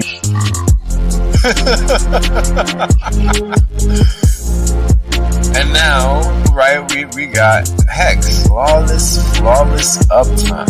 People thought this was a joke. Now they're mad at the chart. It's lullaby music, really, right? It's hard to believe that something like this exists. I get it, but you just gotta come to terms with reality. It just exists. Nothing we can do about it. Buy a steak and chill, baby. Shout out to Marketable Thoughts.